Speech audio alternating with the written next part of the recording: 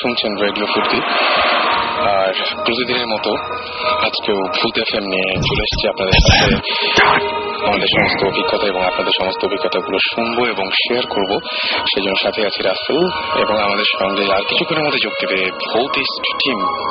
এবং ভৌতিস্ট টিম যোগ দেওয়ার আগে প্রতিদিনের মতো আজকেও আমি বলবো যে আমাদের বেশ কিছু ঘটনা, যে ঘটনাগুলো মানে আমার সাথেও ঘটে।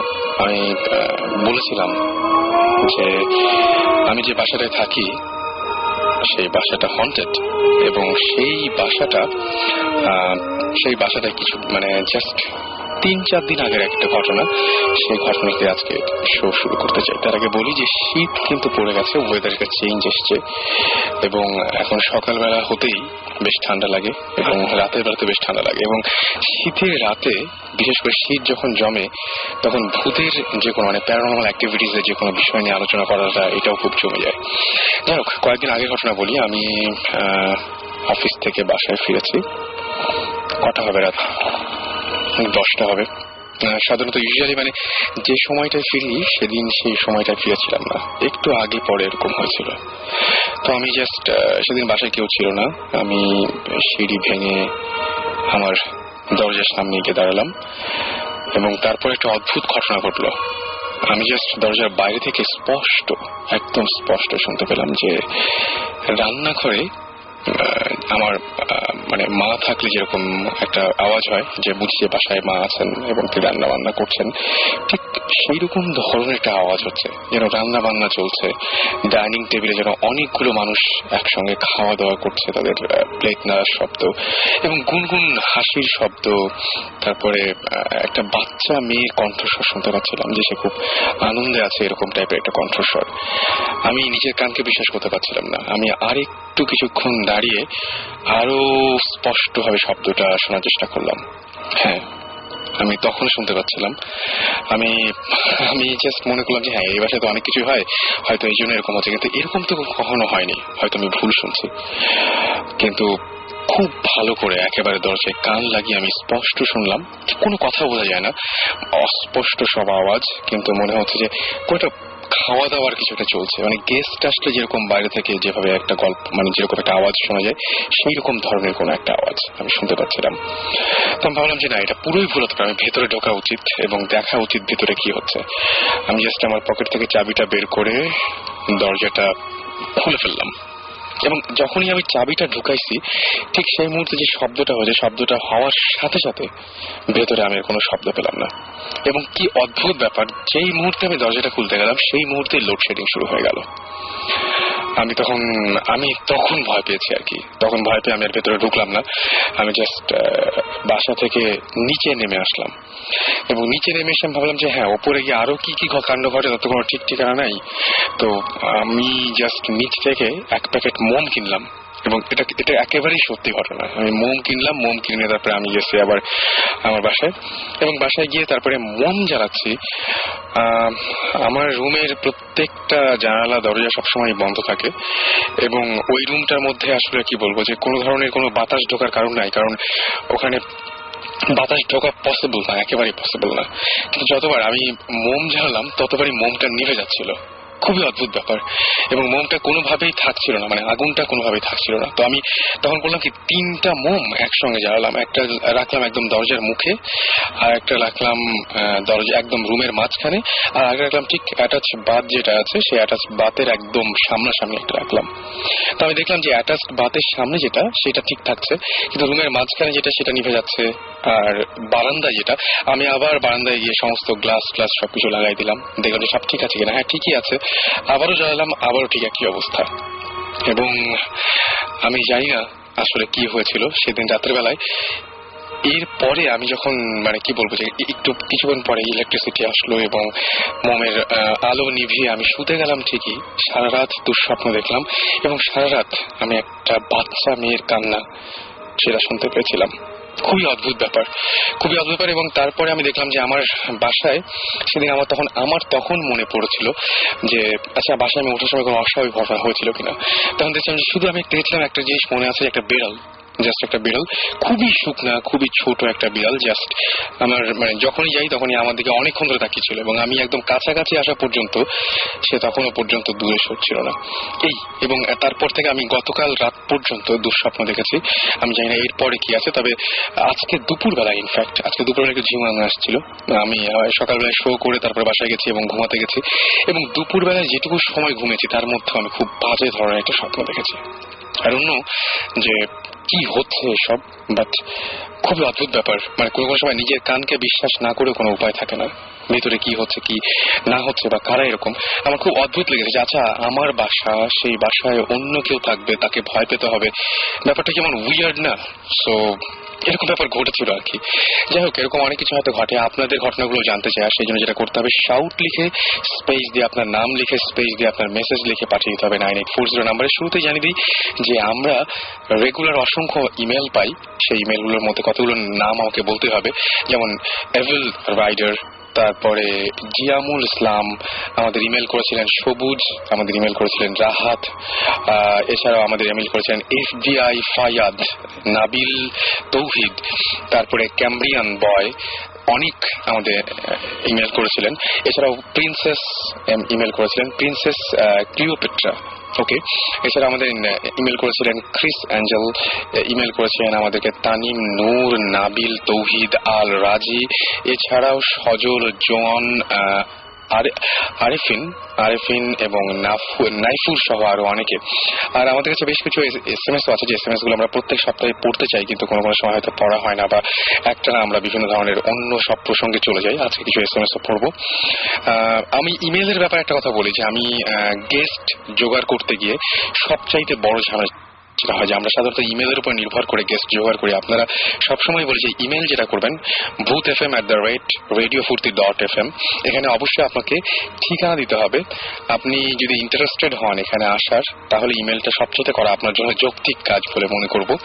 এবং আপনি যদি আসতে চান তাহলে অবশ্যই আপনার নাম, ঠিকানা, ফোন নাম্বার সবকিছু দেবেন। ম্যাক্সিমাম ক্ষেত্রে যেটা হয় যে ফোন নাম্বারে কখনোই মানে ম্যাক্সিমাম সময় যেটা হয় যে আমি ফোন নাম্বার, যে ফোন নাম্বারটা আপনারা দেন সেই ফোন নাম্বারটা আমরা কখনো পাই না। মানে জাস্ট মানে ফোন করে ওই নাম্বারটাই দেখে কেউ ফোন ধরে না বা ফোন নাম্বারটা বন্ধ, এইটা সবসময় ফিল করি। এমনকি আমাদের SMS এর মাধ্যমে আপনারা যে সমস্ত নাম্বার থেকে SMS পাঠান সেই সমস্ত নাম্বার থেকেও আমরা দেখা যায় যে আপনারা SMS করছেন, কিন্তু আমরা ওই নাম্বারগুলো যখন আপনাদের কন্ট্যাক্ট করতে যাচ্ছি তখন আর পাচ্ছি না। যাই হোক, আরো একটা ব্যাপার, সেটা হচ্ছে ফেসবুকে কিন্তু আমাদের একটা অফিসিয়াল গ্রুপ রয়েছে ভূত FM এর। সেই গ্রুপে ইচ্ছা করলে আপনারা জয়েন করতে পারেন এবং সেখানে আপনাদের এক্সপিরিয়েন্স গুলো আপনারা শেয়ার করতে পারেন। ভূত FM নামেই অফিসিয়াল গ্রুপ অফ ভূত FM, এখানে আপনারা ইচ্ছা করলে জয়েন করতে পারেন। যাই হোক, কিছু SMS পড়ে ফেলি, এবং SMS গুলো আমাদের পাঠিয়েছেন ইভা খুলনা থেকে, এবং তিনি বলেছেন যে এভরি ফ্রাইডে আমি যখন ভূত FM শুনি আমি কিছু একটা ফিল করি, লাইক অকারণে সাউন্ড হওয়া। আমি এমনি রাত জাগি তখন এত হয় না, অনেক ভয় লাগে। এটা হতে পারে যে হয়তো এটা একটা মানে যেহেতু আপনি শুনছেন এরকম ঘটনা এবং প্যারানর্মাল অ্যাক্টিভিটিস নিয়ে আমরা আলোচনা করছি, এটা মনের ভুল কিনা আই ডোন্ট নো, বাট আমি এই যে সাউন্ড এখন আমি প্রচন্ড ভয় পাই। কারণ আমার বাসায় সেদিনের পরে আমি জাস্ট এমন কিছু সিচুয়েশন ফিল করছি এখন, এবং আমি এমন কিছু, এবং আমার ঘুম বেড়ে গেছে, মারাত্মকভাবে ঘুম বেড়ে গেছে। I don't know Y, but এটা কিন্তু বেড়েছে। সাকিব আমাদের SMS করেছেন ময়মনসিংহ থেকে, এবং তিনি বলেছেন যে I don't know how but sometimes at midnight when I am sleeping, someone কি করে যে একটা হাত মনে হয় যে তাকে কেউ একজন তার গায়ে শরীরে হাত রাখছে। হ্যাঁ, এই ঘটনা কিন্তু আমি অনেকজনের কাছে শুনেছি, ঘুমানোর পরে মনে হয় যে কেউ মাথায় হাত রাখছে বা গায়ে হাত দিচ্ছে, এরকম ধরনের ফিল হয়। আমাদের প্রকৃতি SMS করেছেন এবং তিনি বলেছেন যে আমি বড় হয়ে ভূত হতে চাই। নো ওয়ে, বড় হয়ে ভূত হওয়া যায় না। ভূত একমাত্র যেটা শুনি যে বইয়ে, সেটা তো না থাক, সেটা আর বলবো না যে ভূত কিভাবে হয়, বাট বড় হয়ে ভূত হওয়া যায় না, দ্যাটস ফর শিওর। এবং ভূত হলে আমার মনে হয় যে পৃথিবীতেও থাকা যায় না, এরকম একটা ব্যাপার হয়ে যায়। বা পৃথিবীতে থাকা যায়, সেটা হচ্ছে মানে কি বলবো, যে আপনি এবং আপনার এই মানব জীবন এবং আপনার এই ভূত জীবন দুটো একসাথে পৃথিবীতে স্টে করতে পারে না। মেঘলা লিখেছেন যে মেঘলা তাপসী দুজন লিখেছেন, ভাইয়া আপনারা কিন্তু অনেক বেশি হাসাহাসি করেন, গম্ভীর ভাবে কথা বললে গল্প জমবে। ভাই আমি প্রথমে বলবো যে হ্যাঁ, হাসাহাসি হয়তো করি মাঝে মাঝে, বেশি হয়তো আপনারা যাতে ভয় না পেয়ে যান সেজন্য হয়তো হাসাহাসি করি, কিন্তু ব্যাপারটা হচ্ছে কি যে এমনিতেই যে ভয় পাচ্ছেন তারপরে যদি হাসাহাসি একটু না করি তাহলে কেমন হয়। সবচেয়ে বড় কথা হচ্ছে গল্প বলেছেন আপনি, যে ভূতের গল্প জমে না, আমরা কিন্তু একটাও গল্প বলি না, আমরা পুরোপুরি প্যারানর্মাল অ্যাক্টিভিটিস নিয়ে আলোচনা করি এবং যারা ভিকটিম তাদেরকে আমরা এখানে নিয়ে আসি, তারাই তাদের অভিজ্ঞতাগুলো শেয়ার করি। সুতরাং এগুলো গল্প বলা একেবারেই ভুল হবে, আমরা ঘটনা বলতে পারি। সৈকত লিখেছেন, ভাইয়া আপনাদের ইমেল আইডির ভূত বানানটা মানে স্পেলিংটা কি? আচ্ছা, এটা আপনি যেটা লিখেছেন যে VOOT, এটা না, BHOOT, ভূত FM @radiofurti.fm, আর রেডিও ফুর্তি বানানো কিন্তু FOORTI। ওকে, তন্নি লিখেছেন যে তোমাদের স্টোরি শুনে লাস্ট উইকে একটু আগে আমার বোনের ছেলে আছে, তার বোনের ছেলে যেটা করেছে সেটা বালিশ টালিশ নিয়ে তার সাথে ঘুমাতে চলে এসেছেন এবং সে ক্লাস 9-এ পড়ে, তারপরে সে প্রচন্ড ভয় পেয়েছে। অলরাইট, আমরা মনে হয় যে অনেকগুলো SMS করে ফেললাম। এর মাঝখানে আমাদের গেস্ট রয়েছে এবং সেই গেস্টের সাথে আমরা কথা বলবো এবং সেই গেস্টের পরিচয় জানতে চাইবো আমরা শুরুতেই, যে আপনার পরিচয়টা দিন। আমার নাম হচ্ছে আরিফিন, আমি চিরং থেকে এসেছি। ওকে, প্রথম আমি আচ্ছা, চিটাগাং থেকে এসেছেন এবং আমাদের ভূত FM শুনে আপনি ইন্টারেস্টেড হয়ে চিটাগাং থেকে এসেছেন, সেজন্য আপনাকে প্রথমে যেটা করবো সেটা হচ্ছে অনেক অনেক অনেক ধন্যবাদ জানাবো, যে অসংখ্য ধন্যবাদ আপনাকে, যে একটা অনেক দূর থেকে আপনি এসেছেন। থ্যাংক ইউ, আমার পক্ষ থেকে থ্যাংকস। সর্বপ্রথম আমি যেটা বলবো যে এখন আপনি কি করছেন? আমি এখন অ্যাডমিশন টেস্ট দিচ্ছি ঢাকা ইউনিভার্সিটি। আজকে এক্সাম গেছে, পরীক্ষা দিয়ে আসলাম। তারপর আমার যেটা ছিল, আমি মাত্র একবারই আমি ভূত FM শুনেছি, এটা আমার ফ্রেন্ড মানে ইনভাইট করছে। আমি জানতাম না যে ভূত FM এটা রাত্রে 12টা বাজে রেডিও ফুর্তিতে হয়। তারপর আমার ফ্রেন্ড যখন বললো যে ভূত FM শোনার জন্য, তখন আমি বললাম ঠিক আছে আমি শুনবো। তারপর তখন আমি গত সপ্তাহে তখন ভূত FM শুনে আমার খুব ভালো লাগলো এবং কিছুটা ভয় পাইলাম। তারপর পরে আমার ফ্রেন্ড বলল যে ইমেল করার জন্য। আমি বললাম যে ইমেল করবো, আমার ইমেল তো নাও করতে পারে, অ্যাকসেপ্ট করতে পারে। তারপর আমার ফ্রেন্ডের মাধ্যমে ওর নাম হচ্ছে সুমন, আমরা একই সাথে থাকি। তারপর ও সবকিছু করলো, মানে ইমেল পাঠালো। তারপর বললো যে তোর ঘটনাটা বল, তারপর আমি ইমেল করে দিব। তারপর আমরা তো এইগুলো ঘটনা জানি, মানে কিভাবে আপনি এসেছেন বা কি আপনি চিটাগাং থেকে এই পর্যন্ত এসেছেন, দ্যাটস অল। এবং আপনি ঢাকাতে এসেছেন কোনো একটা কাজে এবং ইমেল করে আমাদের জানিয়েছেন। আমরা আসলে মূল ঘটনায় যেতে যাচ্ছি, রাইট? মূল ঘটনায় যেতে যাচ্ছি। মূল ঘটনা হচ্ছে সর্বপ্রথম বলবো, আচ্ছা, আমি একটা কথা বলতে চাই যে এখানে রেডিও ফুর্তি একটা জিনিস, মানে কি বলবো, যে একটা জিনিস অনেক অনেক দিন থেকেই অনেকে SMS করে আছেন, যেটা সেটা হচ্ছে মিউজিক, আমাদের ভূত FM এর music. And thanks to Masum, and he is here with us. এবং থ্যাংকস যে এত সুন্দর একটা মানে কি বলবো, এত ভালোভাবে জিনিসগুলো ব্যাকগ্রাউন্ড গুলো প্লে করার জন্য। আপনার ঘটনাগুলো আমরা জানতে চাই, একদম জাস্ট ঘটনা যেতে চাই। আমার ঘটনা হচ্ছে আজ থেকে 3 থেকে 4 বছর আগে আমি চিটাগাং থেকে গ্রামে যখন যাই, তখন আমার বাবা মানে বিদেশ থেকে আসার পরে, তখন আমি গ্রামের বাড়িতে যাওয়ার পরে, তখন একদিন রাত্রের বেলা যখন প্রায় 3:30 বাজে, তখন আমি ঘুমানো অবস্থায় তখন আমার আব্বু ফজর নামাজ পড়ার জন্য ডাক দেয়। তখন উষ্ণ শীতের দিন, আচ্ছা, তখন আমি উঠতে চাইলাম না। অনেকক্ষণ ডাক দেওয়ার পর আমার আব্বু আবার মসজিদে চলে গেল। তারপর এর 5-10 মিনিট পরে আমার আম্মু মানে ডাকতেছে যে মসজিদে যাওয়ার জন্য, নামাজ পড়ার জন্য। তারপর তখন আমি উঠে গেলাম। উঠে আমাদের বাড়ির পাশে যে পুকুর একটা আছে, ওই পুকুরে উজু করতে গেলাম। তখন খুব অন্ধকার, কারেন্ট ছিল না, খুব অন্ধকার। তখন যখন উজু করি, তখন আমাদের পুকুরটা একটু বড়, আশেপাশে একটু জঙ্গল, ঠিক আছে, বাসা যা আছে। তখন আমি হঠাৎ করে চোখ পড়ে পুকুরের ওই পার কোনার মধ্যে যে একটু আলোকিত দেখতে পাই, মানে আলো দেখতে পান? হ্যাঁ, একটু আলো দেখতে পাই। তারপর আমি কেয়ার করি না। তারপর আমি উজু বানিয়ে তাড়াতাড়ি করে উজু বানিয়ে তারপর বাসায় চলে আসি। বাসায় এসে তারপর কিছু বলি নাই। তারপর হাত মুখ মুছে টুপি নিয়ে মসজিদের উদ্দেশ্যে রওনা দিই। আমাদের মসজিদটা হচ্ছে মানে আমাদের বাড়ি থেকে 7-8 মিনিট লাগে যাইতে। আচ্ছা।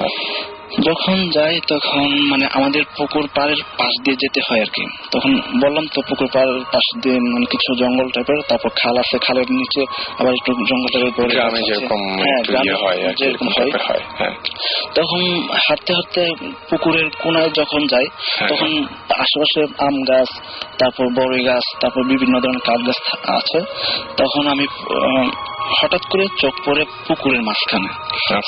তখন পুকুরের মাঝখানে যখন চোখ পড়লো তখন দেখি পুকুরের মাঝখানে মানে এক সাদা কাপড় পরে অনেক লম্বা, মাথায় ঘুমটা দেওয়া, কিন্তু চেহারা দেখা যায় না। আচ্ছা, তখন আমার চোখ পড়ে ওইখানে, তখন আমি ওইখানে দাঁড়িয়ে যাই। তখন হঠাৎ, এটা ছেলে ছিল না মেয়ে ছিল? এটা ছেলে ছিল না মেয়ে ছিল এটা আমি বলতে পারবো না, কারণ চেহারা দেখা যায় না, ঠিক আছে, ঘুমটা দেওয়া নেই, অন্ধকার টাইপ। ওকে। তারপর সাদা উপরের দিকটা মানে নিচের দিকে আলোকিত, কিন্তু উপরের দিকটা একেবারে অন্ধকার, মানে মুখ অন্ধকার। মুখ অন্ধকার, কিন্তু মুখ অন্ধকার। ওকে, তার মানে একটা কাপড়ের ঘুমটা এবং তার মাঝখানে একদম পুরোপুরি অন্ধকার। হ্যাঁ, অন্ধকার। অলরাইট। তারপর আমি দাঁড়িয়ে গেলাম। তারপর তখন হঠাৎ করে দেখি যে আমার ভয় চলে গেল। কিন্তু উনি সামনে আছেন বা তারপরে আপনার কোনো ভয় লাগছে না? আমার কোনো ভয় লাগতেছে না। পুকুরের মাঝখানেও দেখলাম যে দাঁড়ানো অবস্থা। তখন আমি দাঁড়িয়ে যাই, তখন দেখি মানে পুকুর মাঝখান থেকে ও আমার সামনের দিকে মানে এগোতে লাগলো। তারপর আমি সামনে যখন তাকিয়ে থাকলাম তখন আস্তে আস্তে হঠাৎ করে উপরে এসে আমার থেকে এক হাত দূরত্ব অবস্থায় প্রায় 3 থেকে 4 সেকেন্ড আমার সামনে মানে দাঁড়ায় থাকছিল আর কি। তখন আমি ওই সময় ভয় পাইনি, ঠিক আছে। তখন প্রায় 3 থেকে 4 সেকেন্ড আমার সামনে দাঁড়ায় থাকছিল। তারপর হঠাৎ করে আবার মানে দাঁড়ানো অবস্থায় ও আবার চলে গেল। চলে যাওয়ার পরে পাশে যে জঙ্গলটা আছে, জঙ্গলের মধ্যে একটা বড়ই গাছ আছে। আচ্ছা। বড়ই গাছের সাথে দেখি যে হঠাৎ করে ওই বড়ই গাছের সাথে এটা মিশে গেল।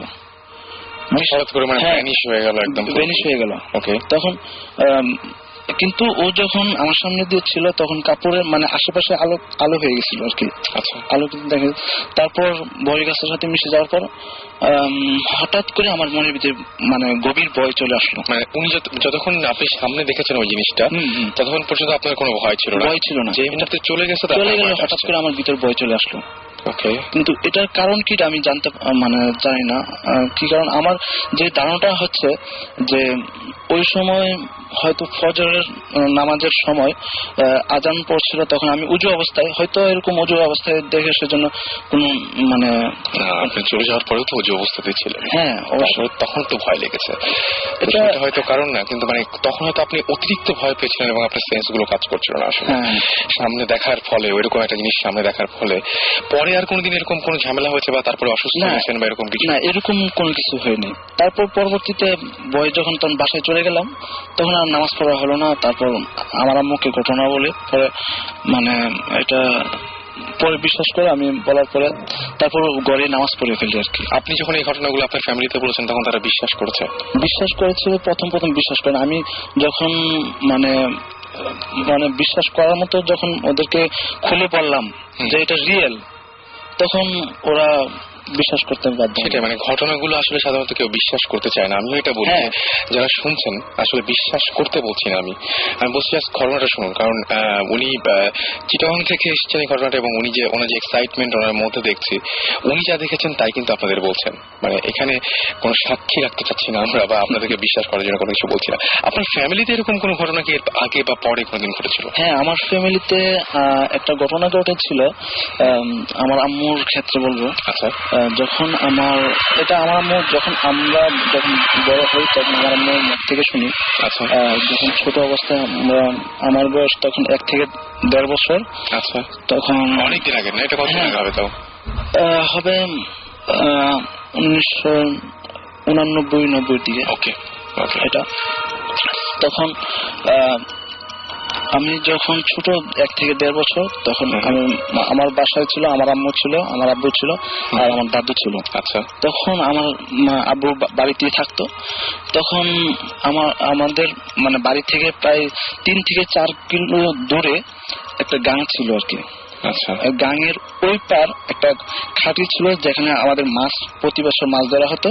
আচ্ছা। ওই মাছ মানে রাত্রেবেলা পাহারা দেওয়া হতো আর কি। মানে আমার পাহারা দিত, কারণ পাহারা না দিলে হয় কি মানে মাছ চুরি হয়ে যায়। আচ্ছা। প্রতি রাত্রে ঠিক 9টার দিকে খাওয়া দাওয়া করে তারপর চলে যেত। আচ্ছা। ওইখানে আমার আব্বু মানে রাত কাটাতো, ওইখানে একটা ছোট ঘর করেছিল মানে থাকার জন্য।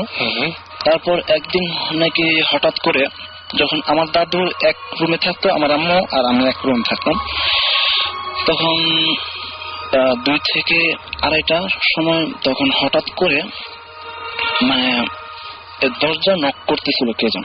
আচ্ছা। তখন হঠাৎ করে আমার আম্মুর নাম ধরে মানে নক করতেছে, 3বার নক করছে, ঠিক আছে? 3বারের উপরে আর নক করে নাই আমার আম্মুর নাম।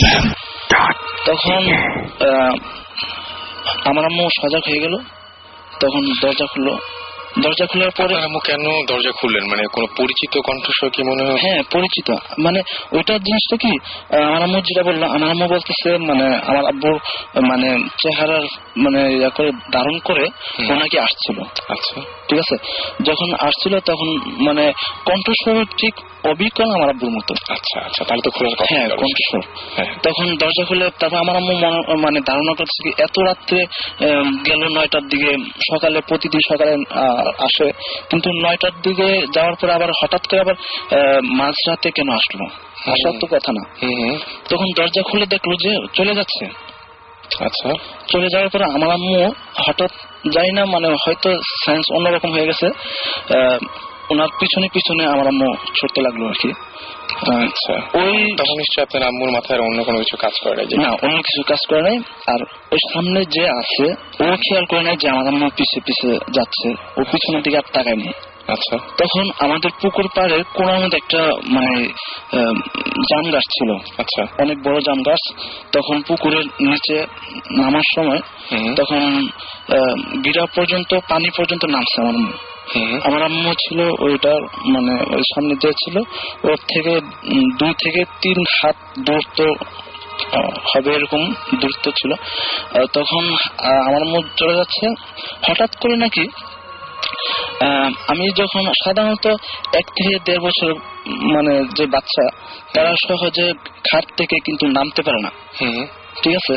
কিন্তু আমার আম্মু থেকে যা শুনলাম যে তখন আমি কিভাবে খাট থেকে নামলাম, কিভাবে পড়লাম আর কিভাবে সজাগ হলাম আমি মানে নিজেও বলতে পারি না।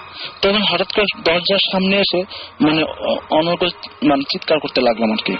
আচ্ছা, চিৎকার করতে লাগলাম। হঠাৎ করে আমার আম্মু মানে আমার কান্নার স্বর শুনতে পেল। তখন নাকি হঠাৎ করে পিছন দিকে দেখে যে দরজার সামনে দাঁড়িয়ে আমি কান্না করতেছি প্রচন্ড।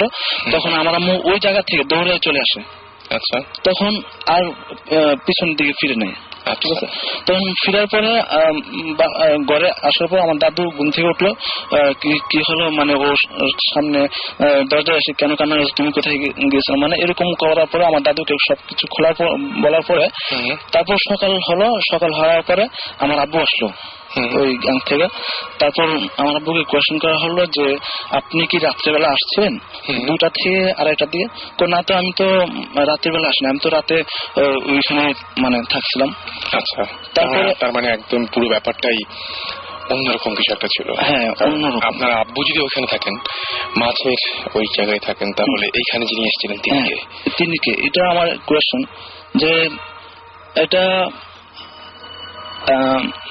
যেটা ধারণা করছি যে অনেক ক্ষেত্রে জিন যেগুলো বলা হয় এগুলো অনেক ধরনের রূপ ধারণ করতে পারে, এসে মানুষের ক্ষতি করতে পারে। সবসময় যে ক্ষতি করে তাও না, হ্যাঁ, অনেক সময় মঙ্গলও করে আছে, কিন্তু মাঝে মাঝে দেখি যে মানে ক্ষতি বেশি। আমরা একটা ব্রেকে যাব এবং তার আগে আমরা জানিয়ে দিই যে আজকে কারা কারা আমাদেরকে এখনো পর্যন্ত SMS করেছেন, অসংখ্য মানুষ। তারপরে আমরা SMS করার নিয়মটা বলি, শাউট লিখে SHOUT শাউট লিখে স্পেস দিয়ে আপনার নাম লিখে স্পেস দিয়ে আপনার মেসেজ লিখে পাঠিয়ে দিতে পারেন 9840 নাম্বার। ভাই, আপনাকে অসংখ্য ধন্যবাদ। আপনি চিটাগং থেকে এতদূর কষ্ট করে এই ঢাকায় এসে আমাদেরকে এসেছেন এবং সেই খবরটা জানিয়েছেন এবং এই স্টুডিওতে কষ্ট করে এসে আমাদের সাথে শেয়ার করলেন আপনার অভিজ্ঞতা। Thanks a lot. এবং আশা করছি সবসময় এখন থেকে ভূত FM এর সাথে থাকবেন, রেডিও 40 সাথে থাকবেন, রাইট? ওকে। আমাকে SMS করেছেন চন্দন, SMS করেছেন সজীব, ফয়সাল, রনি, SMS করেছেন অরিত্র, SMS করেছেন রাজশাহীর মাইয়া, SMS করেছেন ভূ। ওকে, আমাকে SMS করেছেন এছাড়াও আজম, SMS করেছেন সুমাইয়া, আয়ান, ফারাহ, SMS করেছেন আম্মি, আম্মি ভূত, আচ্ছা SMS করেছেন উদয়, SMS করেছেন তুষণ, অভিক SMS করেছেন আমাকে শাহানি, তাজিন সহ আরো অনেকে। সো স্টে টিউন রেডিও ফুর্তি অ্যান্ড SMS পাঠাতে থাকুন আর আপনাদের অনুভূতিগুলো শেয়ার করতে থাকুন। আপনি দেখছেন যে আপনাদের গত সপ্তাহের SMS গুলো আমরা অনেক সযত্নে রেখে দিয়েছি। আর এই মুহূর্তে আমরা একটা গান শুনে আসবো।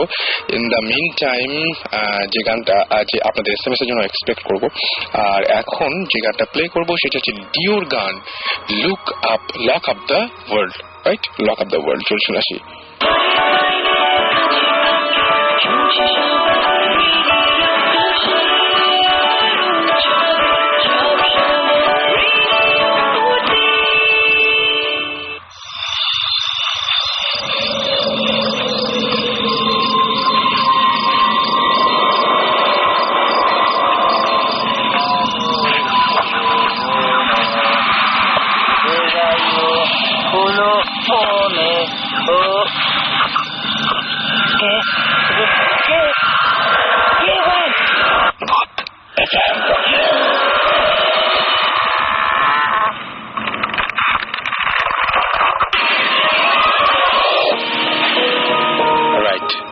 রাত 11:59 থেকে আপনার সাথেই আছে ভূত FM, সাথে আছি রাসেল। শুনছেন সব সময় রেডিও ফুর্তি। আর এই মুহূর্তে আমার সাথে ভৌত স্ট্রিমও রয়েছে এবং সেখানে রয়েছেন সুমন ভাই এবং জিবরান ভাই। তবে তার আগে আমরা কথা বলতে চাই ঝিলিকের সাথে, একটু ঝিলিকের সাথে কথা বলবো এবং সে আমার সাথে এখন টেলিফোনে রয়েছে। হ্যালো ঝিলিক। হ্যালো ঝিলিক, ঝিলিক শুনতে পাচ্ছেন? ওকে ঝিলিক, কেমন আছেন? হ্যাঁ আমি ভালো আছি। আচ্ছা ঝিলিক, আপনার সাথে আমরা আজকে ঝিলিকের আসলে আমি সবাইকে একটু জানিয়ে দিই যে আজকে ঝিলিকের আমাদের এইখানে আসার কথা ছিল। ইনফ্যাক্ট আমাদের এই শোতে তার জয়েন করার কথা ছিল, কিন্তু সে আসতে পারেনি বলে তার সাথে আমরা টেলিফোনে যোগাযোগ করেছি। তো ঝিলিক, আমরা বেশি কথা না বাড়িয়ে সরাসরি ঘটনায় চলে যাই। আসলে আমি এই ফ্ল্যাটে মানে যে ফ্ল্যাটে বলতে যাচ্ছি, আচ্ছা একটু মাউথপিসটা একটু কাছে নিয়ে কথা বলা যাবে, কারণ আপনার ভয়েস আমরা খুব আস্তে শুনতে পাচ্ছি। আচ্ছা এখন? হ্যাঁ এখন ঠিক আছে। হ্যাঁ, আমি যে ফ্ল্যাটের কথা বলতে যাচ্ছি ওখানে আমি মুভ করেছিলাম 2000 সালে। তো ওখানে যে কারণে যাওয়া হয়েছিল কোনো ভালো রিজন ছিল না, তাই আর কি যাওয়ার পর সবাই খুব মন খারাপ ছিল। তখন যেহেতু আমার বাবা নারায়ণগঞ্জে ছিল, তাই আমরা অনেক কাজিনরা মিলে, আমার আম্মু, আমি, আমার আপন বড় বোন আর কয়েকটা কাজিন মিলে আর কি ফ্ল্যাটে থাকতাম। তো যাওয়ার পর যেটা হয় যে প্রথম দিন রাত্রে একটা ঘটনা বলি যেটা আমার সাথে হয়েছিল। ওই দিন এমনি নতুন কোনো জায়গা গেলে আমরা তেমন একটা ভালো করে ঘুম আসে না। স্বাভাবিক। তো খুবই স্বাভাবিক। তো আমি ঘুমার চেষ্টা করতেছিলাম, সবাই প্রায় ঘুমিয়ে যাচ্ছিল, আমি আমার বোন জেগেছিলাম। তো হঠাৎ করে এমন যদি আওয়াজ শুনতে পেলাম যে পাশের, হ্যালো হ্যাঁ আমি শুনতে পাচ্ছি, বলেন। জি, কেমন জানি আওয়াজ শুনতে পেলাম যে পাশের রুম থেকে অতিরিক্ত মাত্রায় আওয়াজ আসতেছে। তোমার বড় বোন বললো যে কোন রকম কোনো ব্যাপার না, মনে হয় উপরের ফ্ল্যাট থেকে আসতেছে। আমি বললাম যে না দিদিমণি, মনে হয় পাশের রুম থেকে আসতেছে। তারপরে কোনো মতে আমাকে বুঝায় রয়েছে, ঘুম পাড়ালো। তারপর একটা ঘটনা বলি যে আস্তে আস্তে দেখা যাচ্ছিল যে আমার আম্মুর মানে পুরা মানে বিহেভিয়ার চেঞ্জ হয়েছিল, ব্যবহার পুরা নতুন বাসায় ওঠার পর থেকে বিহেভিয়ার চেঞ্জ হয়ে যাচ্ছে। হ্যাঁ, কেমন জানি করতে সবার সাথে খুব খারাপ বিহেভ করে, ছোটখাটো কথায় খুব রেগে যায়। তো তারপর আর কি যেটা দেখা যাচ্ছিল যে আম্মু কারোর সাথে কথা বলে না, খায় না, দেয় না, খুব কষ্ট করে খাওয়াটা হয়, খুব ছোট ছোট কথায় রাগ হয়ে যায়। তো আব্বু আর কি আম্মুকে জিজ্ঞেস করলো যে আচ্ছা শশী, তুমি এরকম কেন করতেছো? তখন আম্মু বললো যে আমার তো অনেক বন্ধু আছে। বলে তোমার কি বন্ধু? বলে যে আমার বিরল একটা বন্ধু আছে না। তো ওটা শুনে সবাই মানে হতবাক হয়ে যায়, মনে করে যে মানে ডিপ্রেশনের মনে হয় সব বলতেছে। কিন্তু আসলে ওখানে অন্যরকম ঘটনা ছিল। তো একসময় কিভাবে জানলেন যে ওখানে অন্যরকম ঘটনা ছিল? আম্মুর তার 2-3 মাস পরে আম্মুর পুরা ডান সাইড প্যারালাইজ হয়ে যায়। ওই বাসায় ওঠার পরে? হ্যাঁ, বাসায় ওঠার পরে প্যারালাইজ হয়ে যায়। তো অনেক ডাক্তার দেখানো হয়, কিন্তু ডাক্তাররা কোনো ভুলই খুঁজে পাচ্ছে না তার শরীরের মধ্যে, যে কারণে প্যারালাইজ হতে পারে। আচ্ছা। তো তারপর ডাক্তাররা তাকে সাথে একটা ভিটামিনের ওষুধ দিল, আর একটা 3 মিলিগ্রাম মনে হয় একটা ঘুম ওষুধ দিল। আচ্ছা। তো ওটা দেওয়ার পর কি মানে আব্বু বললো যে তোমার আম্মুর তো মানে রাত্রেবেলা চেহারা অন্যরকম হয়ে যায়। আমরা সবাই হাসতেছি, বলি যে আব্বু তুমি কি বলতেছো। তারপরে আর কি একদিন একটা ঘটনা শুনতে পেলাম আব্বুর কাছ থেকে, যে তোমার আম্মু মানে রাত্রেবেলা কি করে, ঘুমায় না, ঘুমের থেকে উঠে সে মানে রাত্রেবেলা বাথরুমে যায়। বাথরুমে গিয়ে কার সাথে জানি এত কথা বলে, মানে সব আগের কথা বলে। আর তারপর আম্মু মানে বেরোয় না, আর আম্মু যখন বাথরুম থেকে বেরোয় তখন আম্মুর গায়ের মধ্যে খুব খামচির দাগ দেখা যাচ্ছিল, যেগুলো আর কি হ্যাঁ মানুষের হাতে হইতে পারে না, যেগুলো আর কি এনিমেলের কিছু একটা। আচ্ছা। তারপর আরেকটা ঘটনা হয় আমার একটা কাজিনের সাথে।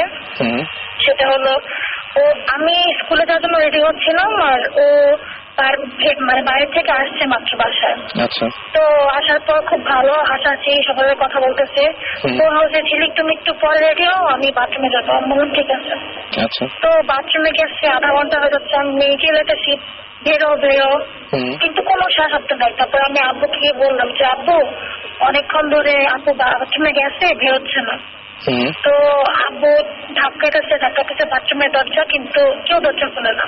আচ্ছা। তো আর কি আব্বুকে বাধ্যগত মানে আরো কয়েকজন গার্ড ডাকিয়ে এনে তারপর দরজাটা ভাঙতে হলো। ভাঙার পর দেখলো যে আমার ওই আব্বুর হাত পা বাঁধা, মুখ বাঁধা, তার মানে সালোয়ার কামিজের কাপড় দিয়ে। যেটা নিয়ে গেছিল বাথরুমে। তো উনি একাই ঢুকেছিলেন? হ্যাঁ উনি একাই। আর ওই বাথরুমে যে জানলা ছিল যেটা এতটা ছোট যে একটা মানে ছোট একটা পাখি ঢুকতে পারবে, অন্য কেউ ঢুকতে পারবে না। হ্যাঁ। তো আর তার গায়ের মধ্যে অনেক অসংখ্য আঁচড়ের দাগ, মানে খুবই খারাপ অবস্থা। তো রুমে আনার পর আপুকে যখন মানে আপুর জ্ঞান ফেরানো হলো, তখন আর কি আপু বলতেছে যে আমি যখন গোসল করতে ঢুকছি তখন জানলায় দেখছি একটা কালো রঙের বিড়াল বসে আছে। মামা তারপরে আমার কোনো কিছু মনে নেই। এটাই ছিল আপুর কথা আর কি। বুঝতে পারছি। আচ্ছা, এখানে সুমন ভাই আছেন, আমি এই প্রসঙ্গে আসলে কিছু বলতে চাই না। আমি আগে সুমন ভাই একটু হ্যালো বলতে চাই। সুমন ভাই কেমন আছেন? হ্যাঁ, ভয়ঙ্কর ভালো আজকে, ভয়ঙ্কর ভালো। এবং সুমন ভাইয়ের গল্প শুভ। তারপরে সুমন ভাই, আপনি শুনেছেন ঝিলিকের ঘটনাটা? হ্যাঁ, আমি প্রথম দিকটা শুনতে পারিনি, আমি পরের পার্টটা শুনছি। রাইট। ঝিলিকের বাসা ঢাকাতেই, এবং সেই ঢাকাতেই এই ঘটনাগুলো ঘটছে। তো ঝিলিক, থ্যাংক ইউ আমাদের সাথে শেয়ার করার জন্য এই ঘটনাটা। ওকে। আমার মনে হয় যে মানে আপনি অনেক সুন্দর করে বলেছেন, সবকিছু গুছিয়ে বলেছেন। Thank you. ওকে। সো আমরা ঝিলিকের সাথে তখন কথা বলছিলাম, অ্যান্ড ঝিলিক আমাদেরকে যে ঘটনাটা জানালো সেই ঘটনাটা খুবই অদ্ভুত টাইপের, এবং আমাদেরকে ইমেইলই করেছিল। আজকে তার এখানে থাকার কথা ছিল, থাকলে হয়তো আরো অনেক কথা বলা যেত ঝিলিকের সাথে। আজকে আমরা তার আগে একটা কথা বলি, সেটা হচ্ছে আপনারা যদি আমাদের সাথে শেয়ার করতে চান ঠিক সেম ওয়েতে আপনারা শেয়ার করতে পারেন। শাউট লিখে স্পেস দিয়ে, আপনার নাম লিখে স্পেস দিয়ে, আপনার মেসেজ লিখে পাঠিয়ে দিন 9840 নাম্বারে। আর আপনার নাম, ঠিকানা এবং ইমেল নাম্বার সহ, নাম ঠিকানা এবং টেলিফোন নাম্বার সহ ইমেল করতে পারেন আমাদের boothfm@radiofurti.fm এই অ্যাড্রেসে। অ্যান্ড আমরা মনে হয় যে এখন যেটা আর কিছু না করে সরাসরি সুমন ভাইয়ের কাছে চলে যাই, এবং সুমন ভাইয়ের আজকে একটা মানে কি বলবো যে ভরপুর গল্প আছে, ঘটনা আছে, একটা ভরপুর ঘটনা। ঠিক না, অ্যাকচুয়ালি না, আজকে অ্যাকচুয়ালি আমরা এই ভূত এফএম শুরু হওয়ার আগেই কিছুক্ষণ আগে আলাপ করছিলাম আমরা সবাই একসাথে, যে আমরা যে ভয় পাই, এবং ভয় পাওয়ার পর কোন একটা জিনিস আমরা দেখলাম বা এক্সপিরিয়েন্স করলাম বা শুনলাম একটা আওয়াজ বা কিছু, অনেক সময় আমরা এরকম ভয় পাই। কেউ এটা মনে করে যে ভূত, কেউ স্পিরিট বলে, কেউ বলে জিন, এই টাইপের। তো মানে ভয় তো আমাদের অ্যাকচুয়ালি হিউম্যান নেচার, আমাদের মধ্যেই আছে জিনিসটা, ভয় পাওয়ার অবশ্যই। সো এক একজন জিনিসটা এক এক ভাবে নেয়। বাট আমি আজকে ওই একটা ঘটনা বলবো যেটার মানে ভয় নিয়েই আর কি, মানে আমি একবার প্রচন্ড রকম ভয় পেয়েছিলাম। আচ্ছা, অ্যাকচুয়ালি অনেক জায়গায় তো যাওয়া হয়, অনেক ধরনের এক্সপিরিয়েন্স হয়, রাসেল তো ভালো করে জানো যে ভয় একটু কম পাই। হ্যাঁ, সবসময়। এবং মানে যেটা হচ্ছে যে আমি সময় আমি হচ্ছে ঘটনা বলছিলাম, এবং আমি যখন আমার বাসাতে আমি কয়েকদিন একটা সাউন্ড শুনতে পাই, এবং আমি উঠে ওই সাউন্ড পর্যন্ত গিয়েছিলাম আপনার কথা শুনে, যে আপনি যখন দেখেন যে এরকম কোনো একটা সাউন্ড হচ্ছে তখন তার কাছাকাছি চলে যান। তো সুমন ভাই এতটা সাহসী, আমি সাহস দেখাতে গিয়ে অবশ্য ফলটা ভালো হয়নি, এখনো পর্যন্ত খুব বাজে অবস্থায় আছে। আসলে এটা অভ্যাস হয়ে যাবে। না মানে আমি একসময় ছোটবেলায় আমি একসময় অনেক ভীতু ছিলাম। আচ্ছা, বাট ভীতু থাকার পরে মানে একটা ব্যাপার কিন্তু থাকে, আমি দেখেছি যে যারা এইসব ভূত টুত জিনটিন এগুলো বিশ্বাস করে বা যারা এগুলোতে ভয় বেশি পায় তারা ভূতের গল্প বেশি শুনতে চায়, ইন্টারেস্ট বেশি থাকে, জানতে চায় বেশি। সো এটা অ্যাকচুয়ালি ঘুরে ফিরে একটা ওই এন্টারটেনমেন্টের মতনই ব্যাপার। কয়েকদিন আগে আমাকে একজন বলছিল যে হ্যাঁ এই ভূত ইস্ট এটা কি বা ভূত এফএম এটা কি, এখানে যে এত কিছু গল্প হয় এগুলো তো সত্যি না, এগুলো তো চাপা। আমার কথা ছিল যে ওগুলা সত্যি নাকি মিথ্যা অ্যাকচুয়ালি ওগুলো নিয়ে চিন্তা করার করে শোনার বা দেখার কোনো দরকার নেই। আমরা স্টিফেন কিং এর বই পড়ি কেন, মানে আমরা ভয়ের গল্প পড়ি কেন, সেটি আমরা এন্টারটেইন হতে চাই, রাইট? একদম। কেউ হয়তো ভয় পেতে চায়, কেউ মজা পেতে চায়, এই কারণেই পড়ে। বাট কারো তো স্টিফেন কিং তো কখনো বলে নাই যেগুলো বিশ্বাস করো। আমরা বলছি এগুলো বিশ্বাস করার দরকার নেই, এগুলো শুনে যদি আপনারা মজা পান বা এন্টারটেইন হন সেটাই হচ্ছে ব্যাপার। একদম। সো এই হ্যাঁ, এখন আমি একটা ঘটনা বলি, এটা কয়েকদিন আগের কথা। মানে রাতের বেলা আমি তো ঘুমাই অ্যাকচুয়ালি সকালের দিকে। সো আমার বেডরুমটা মধ্যে জানালা আছে দুটো, বাট জানালা দুটো বোধহয় আমি এই বাসায় এসেছি 4 বছরে খোলা হয়নি আর কি। সবসময় বন্ধ থাকে এবং খুব ডার্ক কালারের মোটা কাপড়ের পর্দা। সো যারা আমার বাসায় দিনের বেলা আসে দেখে যে আমার রুমে লাইট জ্বলছে, বিকজ অন্ধকার থাকে প্রচন্ড, মানে দিন হোক রাত হোক কোনো ব্যাপার না আর কি। সো আমি ঘুমাতে গিয়েছিলাম সকাল 8:30টার দিকে মোস্ট প্রবাবলি, তো শুতে গেছি এবং রুম পুরোপুরি অন্ধকার। তারপরে আমি শুতে চলে গেছি, আমি শুয়ে পড়েছি। তারও বেশ কিছুক্ষণ পর মানে ঘুম আর তন্দ্রার মাঝামাঝি একটা অবস্থা, মানে পুরোপুরি ঘুমায়ও নাই আবার জেগে বসে এরকম একটা অবস্থা। এবং ওই যে রুমের মধ্যে মাঝে মাঝে টুকটাক আওয়াজ, এগুলো নিয়ে এর আগে আমি অনেকবার আলাপ করেছি যে এরকম টুকটাক একটা আওয়াজ টাওয়াজ হচ্ছে। তো এগুলো খুব নর্মাল জিনিস, এগুলো স্বাভাবিক, এটা সব বাসাতেই হয়। তার মানে এই না যেখানে ভূত জিন আছে। সো এরকম একটা অবস্থাতে হঠাৎ করে একটা আমার মাথার পেছনের দিকে একটা পার্টিশন আছে অ্যালুমিনিয়ামের, ওই ভিতরে ডিভিডি বইয়ের লাইব্রেরি। সো গ্লাসের পার্টিশন, তো হঠাৎ করে মনে হয় গ্লাসে একটা টপ করে একটা আওয়াজ হলো, অ্যাজ ইফ কেউ গ্লাসে টোকা দিয়েছে, এই টাইপের একটা আওয়াজ। তো শুনে আমি হঠাৎ করে একটু চমকে উঠলাম যে কি ব্যাপার, আওয়াজ কি ব্যাপার। আমি ঘুরলাম, আমি আবার ঘুমানোর সময় আমি চাদর পুরো মাথার উপর দিয়ে ঘুমিয়েছি, মানে কিছুই দেখা যায় না, জাস্ট একটু নিঃশ্বাস নেওয়ার জন্য একটু ফাঁকা থাকবে, ওদিক দিয়ে জাস্ট নিঃশ্বাসটা নিবো আর কি, বাতাসটার জন্য।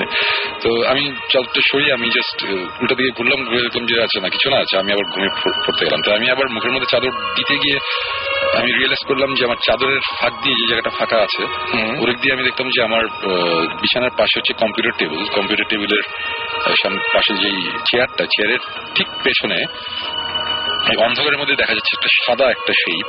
আমি খুব ভালো করে তাকিয়ে বুঝলাম যে এটা একটা ফাঁসির দড়ি ঝুলছে, এবং এটা দেখার সাথে সাথে আমি খুব চমকে উঠেছি। স্বাভাবিক একটা ফাঁসির দড়ি টাইপের একটা জিনিস আমার কোথেকে আসবে। আমার রুমে আমি সবসময় দরজা লক করে ঘুমাই এবং আমি কিছুক্ষণ আগে শুতে গেছি, এভরিথিং ওয়াজ ফাইন। সো এটা দেখে আমি ফার্স্টে খুব চমকে যাই। তারপরেই আমি চিন্তা করি যে না, ব্যাপারটা হচ্ছে কিছুই না, এই ওই মাঝে মধ্যে চোখ বন্ধ করে থাকলে চোখ খোলার পরে অন্ধকারের মধ্যে আলো আধারের একটা, তখন তো সকাল খুবই হালকা আলো, মানে খুবই হালকা, মানে কিছু মানে শেপ গুলো বোঝা যাচ্ছে রুমের মধ্যে।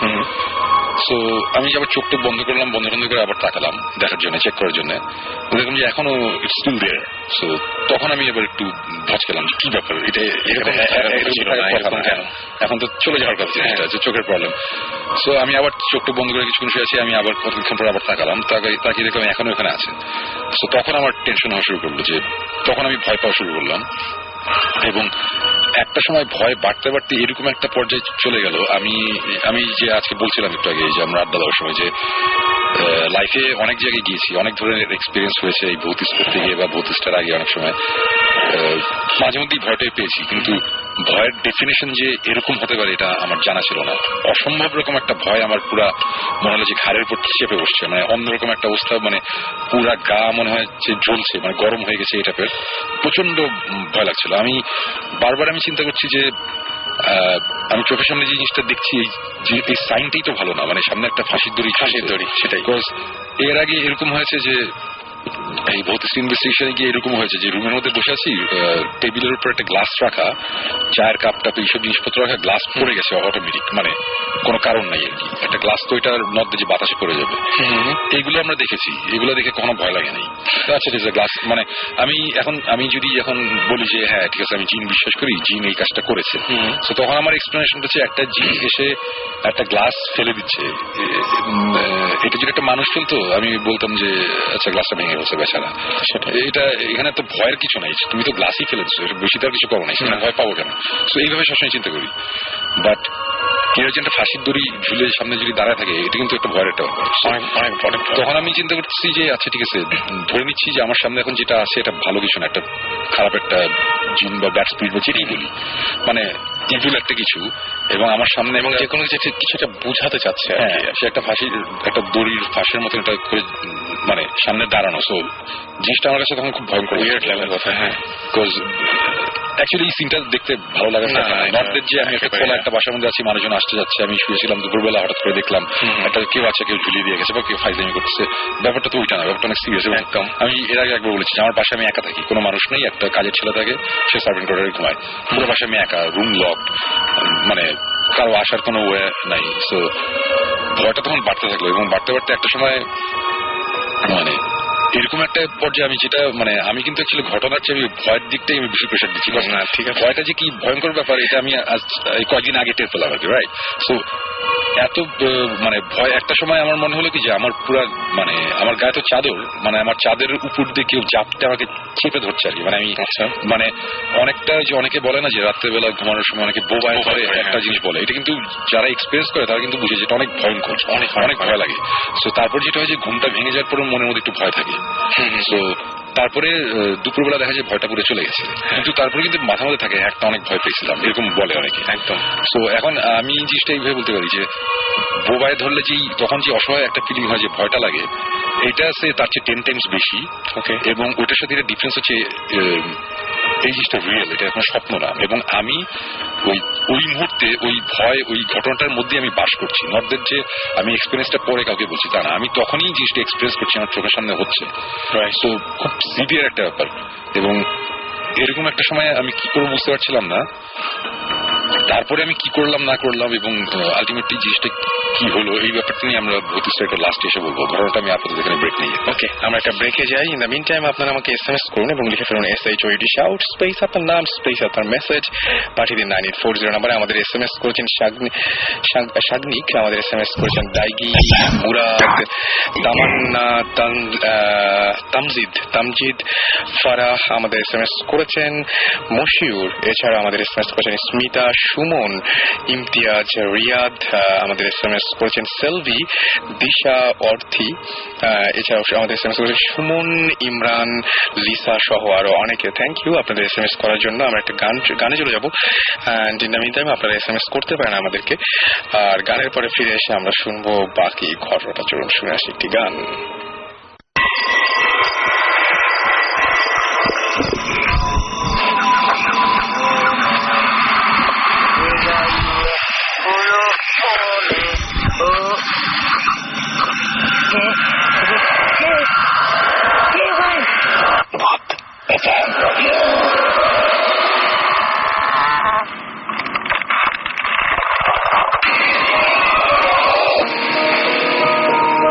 শুনছেন সবসময় রেডিও ফুর্তি, আর চলছে ভূত FM, সাথে আছে রাসেল এবং আমাদের সাথে রয়েছেন সুমন ভাই এবং জীবন ভাই। আর সেই সাথে আমি কিছু SMS পড়ে ফেলি। আমাদেরকে SMS করেছেন রুহান, বলছেন ভাইয়া আমার কোনো একটা ড্রিম দেখলে তার কিছুদিন পরেই সেটা সত্যি হয়ে যায় আমার, এবং এরকম আমার লাইফে অনেক হয়েছে। ওকে, খুবই অদ্ভুত একটা ঘটনা। অথর আমাদের লিখেছেন ময়মনসিং থেকে, ময়মনসিং মেডিকেল কলেজ থেকে, যে তিনি বলেছেন যে তাদের ভেতরে, তাদের এই ক্যাম্পাসের ভেতরে একটা পুকুর আছে, যে পুকুরে প্রতি বছরই 2-3 জন মারা যায়, এবং তার কারণটা তিনি মনে করছেন যে কোনো একটা প্যারানর্মাল ব্যাপার স্যাপার সেখানে আছে আর কি। ওকে, আদিব লিখেছেন ভাইয়া exorcist exorcist tradition of Islam বইটা অনেক খুঁজলাম বাট পেলাম না কোথাও, বড় বড় লাইব্রেরিতেও না। এটা সুমন ভাইয়ের কাছে কোশ্চেন করেছে এবং একসাথে নির্ঝর লিখেছে, ভাই এক্সোরসিস্ট ট্র্যাডিশন ইন ইসলাম বইটা কোথায় পাওয়া যাবে? এটা সুমন ভাই ভালো বলতে পারবেন আমার চাইতে মনে হয়। ওয়েল অ্যাকচুয়ালি বইটা আমি কিনেছিলাম স্টেজ থেকে, amazon.com থেকে কেনা। সো বাংলাদেশে বইটা নাও না থাকতেই পারে, ইন্টারনেটের মাধ্যমে আপনি ইচ্ছা করে ট্রাই করে দেখতে পারেন এবং অনেক সময় ইন্টারনেট থেকেও কেনা যায়। আমি ইন্টারনেট থেকে কিনেছিলাম, অ্যামাজন থেকে কিনেছিলাম। এই তো সেটাই। সুতরাং আমার যেটা মনে হয় যে আপনি এখানে বসে সেই কাজটা করে ফেলতে পারেন। আচ্ছা, আমাদের সঙ্গে আরেকজন আছেন, তিনি হচ্ছেন আমাদের সাথে আজকে জয়েন করেছেন, এটা নতুন না, তিনি এর আগেও আমার সাথে জয়েন করেছেন, রাইট? আপনার নামটা তারপর আরেকবার বলুন। আমি ইমরান। এবং ইমরান গতদিন একটা বেশ কিছু ঘটনা বলেছিল এবং আমরা সবাই সেটা শুনেছিলাম। সেই সাথে ইমরান সেই জায়গার কিছু ঘটনা বলবে আবারও। তারাস উপজেলা, তাই না? তারাস উপজেলার কিছু ঘটনা বলেছিলেন আপনি এবং সেখানে খুব অদ্ভুত টাইপের ঘটনা ঘটে এবং আমরা জেনেছিলাম যে ওইখানকার যে ঘটনাটা, মানে বাংলাদেশে প্যারানর্মাল কোনো কিছু দিয়ে সার্চ দিলে ওই জায়গাগুলো আসে, ওই বিল টিল ওই সমস্ত জায়গাগুলো আসে। তো এইখানে ইমরান একজনের নাম বলেছে পুরনো জমিদার বাড়ি এবং সেখানে যে পুকুরের পাড়ে রাজহাঁস এবং সেই রাজহাঁস কেটে খাওয়ার ফলে তাদের যে সমস্ত সমস্যাগুলো হয় এবং সেই পুরনো জমিদার বাড়ির সেই বংশের একজন, তার নাম হচ্ছে পিতল চৌধুরী। সেই পিতল চৌধুরীর কিছু মানে সাথে কথা বলে আমাদেরকে ইমরান আজকে আর নতুন কিছু তথ্য দিবে এবং কেন ওইখানে ভ্যান আলা বা কেউ যেতে রাজি হয় না সেই ব্যাপারে একটু বলুন। গ্রামের ওই স্পেসিফিক ওই জায়গাটায় কেন কেউ যেতে রাজি হয় না, এটা আপনি জানতে পেরেছেন? হ্যাঁ। আচ্ছা, কেন যেতে রাজি হয় না? আচ্ছা, এটার কারণ হচ্ছে যে ভ্যান যে চলতো আগে, ওখানে রাতের বেলা ওই এলাকাটা তো বিচ্ছিন্ন একটা গ্রাম, তো গ্রামের লোকেরা যা করছিল যে কতগুলো লোক নিয়ে রাতে পাহারা দেওয়ার জন্য কিছু লোক নিয়োগ দিয়েছিল যে ওরা রাতে পাহারা দিবে। তো কোনো একটা কারণে বা একজন লোককে মেরে ফেলা হয় ঘটনা এবং লোকটার লাশটাকেও খুঁজে পাওয়া যায় না, মানে লোকটা সম্পূর্ণ নিখোঁজ হয়ে যায় এলাকা থেকে। আচ্ছা, কিভাবে নিখোঁজ হয়েছে কেউ জানে না। ধীরে ধীরে ঘটনাটা ভুলে যায় অনেকেই। এর অনেকদিন পরে ঘটনাটা হচ্ছে যে আমরা যখন যাই এর 1 বছর আগে যে ভ্যান চালক যিনি ছিলেন উনি কিন্তু বেঁচে আছেন এখনো। আচ্ছা, তো মানে কে বেঁচে আছেন? যে ভ্যান চালকটা আক্রান্ত হয়েছিল, মানে এই যেখান থেকে শুরু ঘটনাটা, ওই যে রাস্তায় যাওয়া আসা করতে যে এখন যে ভ্যান চালক, কে মারা গেল তাহলে? মারা গেল হচ্ছে যিনি ছিলেন রাতের নৈশ প্রহরী, মারা গেছেন। আচ্ছা, আর এইটা প্রথম দেখেছেন ভ্যান চালক। আচ্ছা, বলুন, তাহলে শুনি আমরা। তো এক ভ্যান চালক ওই রাস্তায় ওইটুকু রাস্তায় তারাস থেকে বারোহাঁস থেকে তারাস শুধু ওইটুকুতেই ভ্যান চালান। আচ্ছা, তো উনার মুখে ঘটনাটা শোনা যে উনি প্রথম যখন ওই এলাকায় রাতের বেলা ফিরছিলেন বাড়িতে, তখন জায়গাটা স্পেসিফিক যদি বলতে হয় তাহলে বলতে হবে যে যদি আমি বারোহাঁস থেকে তারাসের দিকে আসি তাহলে 3টা ব্রিজ পড়বে, এটা 3 নম্বর ব্রিজ। আর যদি তারাস থেকে বারোহাঁসের দিকে যাই তাহলে এটা প্রথম ব্রিজ। ওকে, এটা সবচেয়ে বড় ব্রিজ 3টা ব্রিজের মধ্যে। উনি যখন ব্রিজটা ক্রস করছিলেন ঠিক তখন দেখতে পেলেন যে ব্রিজের নিচ থেকে লুঙ্গি পরা ছিল, যখন নিখোঁজ হয়েছিলেন যে লোকটা লুঙ্গি পরা ছিল, তো ওই লোকটাই ঠিক উঠে আসতে চাচ্ছেন, মানে মাটি হেঁচড়ে উপরের দিকে উঠে আসতে চাচ্ছেন। ওর নিচে কি পানি বা এরকম কিছু আছে? তখন শুকনা ছিল, মানে শুকনা ছিল, উঠে আসতে যাচ্ছে। আচ্ছা, তো উনি সবকিছু ঠিক ছিল, যে যিনি মানে যেটা দেখে উনি ভয় পাইছেন সেটা হচ্ছে যে চোখ দুটো উপড়ানো ছিল এবং গলার মধ্যে একটা ফাঁস পড়ানো ছিল। আচ্ছা, এবং উনি যেটা যে রক্ত পড়তেছিল, চোখ দিয়ে রক্ত পড়তেছিল, এরকম দেখেছেন? উনি ওটা দেখে ভয়ে চলে আসছে। এটা হচ্ছে প্রথম দিনের ঘটনা। মানে ওই ভ্যান চালক প্রথম এটা দেখলো যে লোকটা নিখোঁজ। উনি এটা দেখে এসে গ্রামে বললেন ওনার এখানে, কিন্তু বিশ্বাস করলো না কেউ। এটা স্বাভাবিক বিশ্বাস করবে না যে একজন লোক নিখোঁজ হয়ে গেছে করে। এই ঘটনাটা উনি পরপর বেশ কয়েকদিন দেখলেন। ওই ভ্যান চালক একজনের ওনার কাছে ওই যে লোকটা নিখোঁজ হয়েছিল উনি মানে উঠে এসে কিছু একটা বলতে যাচ্ছে, উনি ওখানে দাঁড়ানি হয়ে চলে গেছেন। এই ঘটনার পরে উনি ভ্যান চালানোটা ছেড়ে দেন এই কারণে যে প্রথমে উনি ভ্যান মানে চালানো ছাড়তে চাননি, কারণ এটা ওনার পেশা ছিল। শুধু ভয় পেয়ে তো ওনার পেশা ছাড়তে পারেন, কিন্তু উনি এটা স্বপ্ন দেখতে শুরু করলেন। রাতে ভ্যান চালানো ছাড়লেন, দিনের বেলা ভ্যান চালাতেন, কিন্তু এই জিনিসটা উনি স্বপ্নে দেখতেন। আচ্ছা, এই ঘটনাটা অ্যাভয়েড করার জন্য তিনি দিনের বেলা চালাতেন, রাতে চালাতেন এবং দিনের বেলা ফিরে যেতেন সন্ধ্যার আগে। কিন্তু তিনি এটা স্বপ্নে দেখা শুরু করলেন এবং যখন স্বপ্নে দেখা শুরু করলেন তখন তিনি ভ্যান চালানো ছেড়ে দিলেন এবং এখন পর্যন্ত উনি বেঁচে আছেন। ভ্যান চালানো ওখানে দোকানে একটা আছে, মানে এত জীর্ণশীর্ণ অবস্থা লোকটা, মানে একদম মানে শুকিয়ে একদম কাঠ হয়ে গেছে। আপনি কি তার সাথে কথা বলেছিলেন? না, আমি তো তখন জানতাম না এটা। আমি পরে যখন ফোন করেছি যে পিতাল চৌধুরীর সাথে যোগাযোগ করার জন্য, তখন ওনার মুখে শোনা। ওকে, এই ঘটনাটা।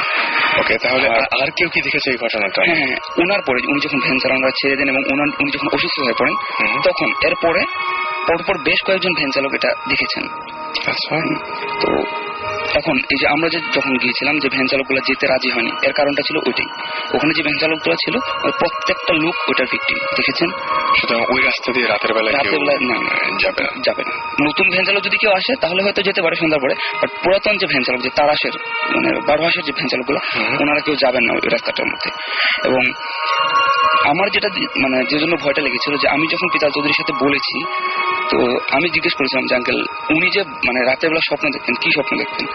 উনি সেম জিনিসটা বলেছিলেন যে উনার মাথার কাছে বসে কেউ উনাকে মানে যখন ঘুমাতেন কেউ একজন জাগানোর চেষ্টা করতেছে, ওকে কালো একজনকে বসে ওনাকে জাগানোর চেষ্টা করতেছে এবং কিছু একটা বলতে চাচ্ছে। তো আমি অনেকটা মিলিয়ে দেখলাম যে আমি এখানে আসার পর, ঢাকায় আসার পর, গত এপিসোডে যেটা বলেছিলাম সেম সেই কালো একটা জিনিস গলা পিছিয়ে ধরতো। আমি মানে হ্যাঁ, আপনি গতদিনটা বলে গেছেন এবং পিতর চৌধুরীর সাথে যখন কথা বললেন তখন দেখলেন যে ওই ভ্যানের ক্ষেত্রেও ঠিক একই ব্যাপার ঘটতো এবং রাতের বেলায় ঠিক কেউ একজন আমার যেটা মনে হচ্ছে যে এটা ইন্টাররিলেটেড। আচ্ছা, আপনার যে সমস্যা হয় ওই ভ্যানেরও সেই সমস্যা হয় এবং আপনার সঙ্গে একজন যে এসেছিলেন তারও এই টাইপের সমস্যা হয়েছিল। হ্যাঁ, এটা হচ্ছে একটা ঘটনা। আচ্ছা, তারপরে 2 নম্বর যে ঘটনাটা আমি জিজ্ঞেস করেছিলাম যে ওই বেহুলা লক্ষিন্দরের একটা নৌকার কথা আপনাদের বলেছিলাম কত এপিসোডে, যে ওখানে নৌকার করা আছে, দাগটা করা আছে, নৌকার নকশা করা আছে এবং ওই নকশাটা মুছে না। তো উনি যেটা বললেন যে গত বন্যার আগেও এটা কোথায় করা আছে একটু বলেন, অনেকে হয়তো আজকেই জয়েন করেছেন। মানে এটার নির্দিষ্ট ঠিকানাটা হচ্ছে যে বারোহাস না, মানে ওইখানে তো বুঝলাম যে তারাশের মানে কেন ওই নকশাটা করেছিল কেন? আচ্ছা, নকশাটা করেছিল যে এটা জমিদারের ওয়াইফ ছিলেন, বেহুলা, উনি জমিদারের ওয়াইফ ছিলেন, ওনার একটা নৌকা ছিল। সেই নৌকাটা এখনো মানুষের ধারণা যে ওই নৌকাটা মাটির নিচে আছে এবং ওইটার নকশাটা উপরে আঁকা আছে। ওকে, এবং আশ্চর্যজনক ঘটনা এটা যে ওইটার সাথে ওই নোঙরের যে শিকলটা বেরিয়ে আছে মাটির উপরে। আচ্ছা, অনেকে সেটা খুঁড়তে চাইছে, বাট ওটা নিচ পর্যন্ত, অনেক দূর পর্যন্ত খোঁড়া হয়েছে, বাট ওটা মানে নিচ পর্যন্ত যেতে পারেনি। আচ্ছা, ওটা তারপর আবার ভরাট করে দেওয়া হয়েছে। আর গত বন্যার আগে উনি বললেন যে গত বন্যার আগে অনেক লোক আসছিল ওটা দেখার জন্য, অনেকে আবার ওই নৌকার মতো করে অনেকগুলা নকশা করে গেছেন ওটার পাশে। তারপর যখন পানি উঠলো, পানি নেমে গেল, চলনবিলের নেমে গেল, তখন দেখা গেল যে বাকি যেগুলা করা হয়েছিল সবগুলা মুছে গেছে, বাট ওই ফাটলটা, নৌকার যে ফাটলটা ওটা আছে। একটা নৌকার আদলটা ওখানের মধ্যে আছে, মানে পানি উঠুক যাই উঠুক ওই ছাপটা মাটিতে থেকে। হ্যাঁ, ওই ছাপটা মাটিতে থেকে যায়। আর ওটার পাশে যে শিকলটা আছে, শিকলটা এখন মাটি থেকে। আপনি দেখেছেন? না, আমি তো ওই পর্যন্ত যেতে পারিনি। আপনি ওই পর্যন্ত যেতে পারেনি, কিন্তু কেউ যদি যেতে চায় তাহলে সে কোন সময় যাবে, কিভাবে যাবে, কেমন করে যাবে? কেউ যদি যেতে চায় এবং কেউ যদি অ্যাকচুয়ালি কিছু একটা দেখতে চায় বা কিছু একটা মুখোমুখি হতে চায়, তাহলে উনি যেটা বলছেন যে যেতে হবে বারোহাসে। প্রতি বছর একটা মেলা হয়, সেটা হচ্ছে চৈত্র মাসের প্রথম পূর্ণিমা রাতে।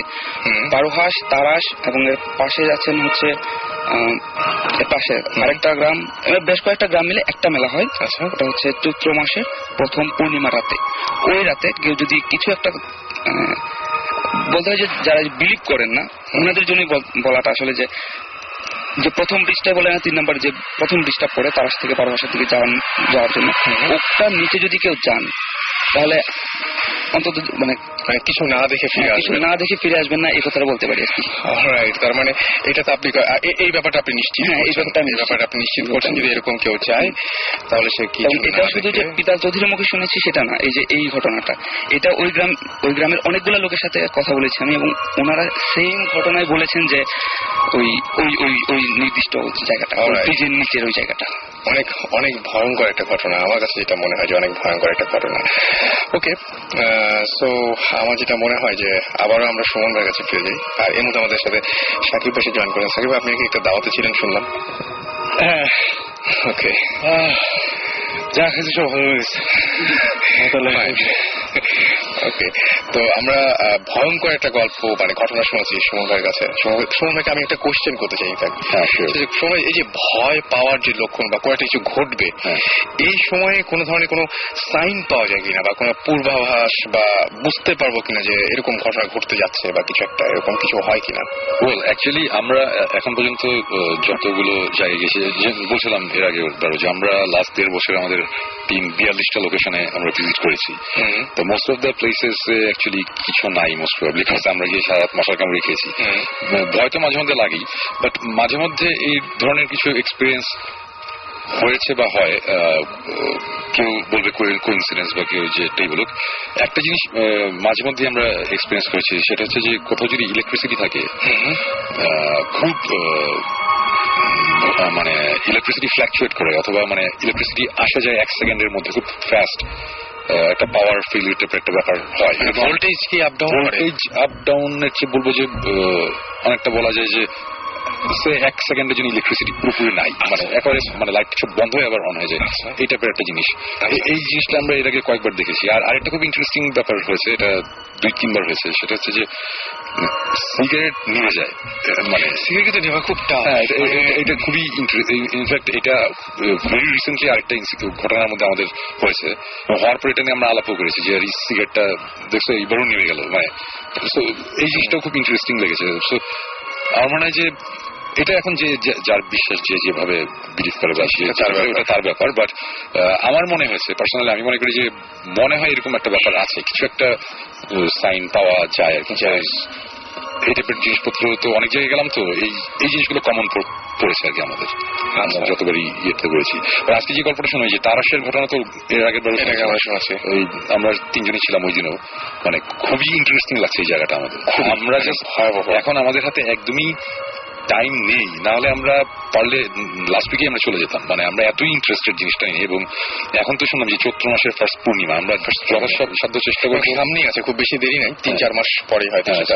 মোস্ট প্রবাবলি আমরা ওই সময়টাতে যাবো আর কি, আমরা যাবো তখন হয়তো বা সাকিব আমাদের এটা সেকেন্ড সিজনের জন্য। সাকিবকে আমি মনে একটু মানে হিন্ট যে ওই ভ্যান ওয়ালা যে নিতে চায় নাই, কারণ চৈত্র মাসের এই প্রথম পূর্ণিমায় গেলে যে কেউ ওই কালভার্ট বা ব্রিজ তার নিচে দেখতে পাবে যে একটা মানুষ, মানে যেটা ভ্যান ওয়ালা দেখেছে, এবং ওই ভ্যান এখন মানে চালানোই ছেড়ে দিয়েছে, যে মানে যেই লোকটা নাইট গার্ড ছিল যে মারা গিয়েছিল তাকে নিচ থেকে উঠে আসতে, মানে এটা অনেকে দেখেছে, এবং যার জন্য কেউ যেতে চায় না। এবং সেই পিতল চৌধুরীর সাথে কথা বলেছে, এবং পিতল চৌধুরী কনফার্ম করছে যে চৈত্র মাসের প্রথম পূর্ণিমায় যদি কেউ ওখানে যায় তাহলে একেবারে কোনো অভিজ্ঞতা ছাড়া ফিরে আসবে না আর কি।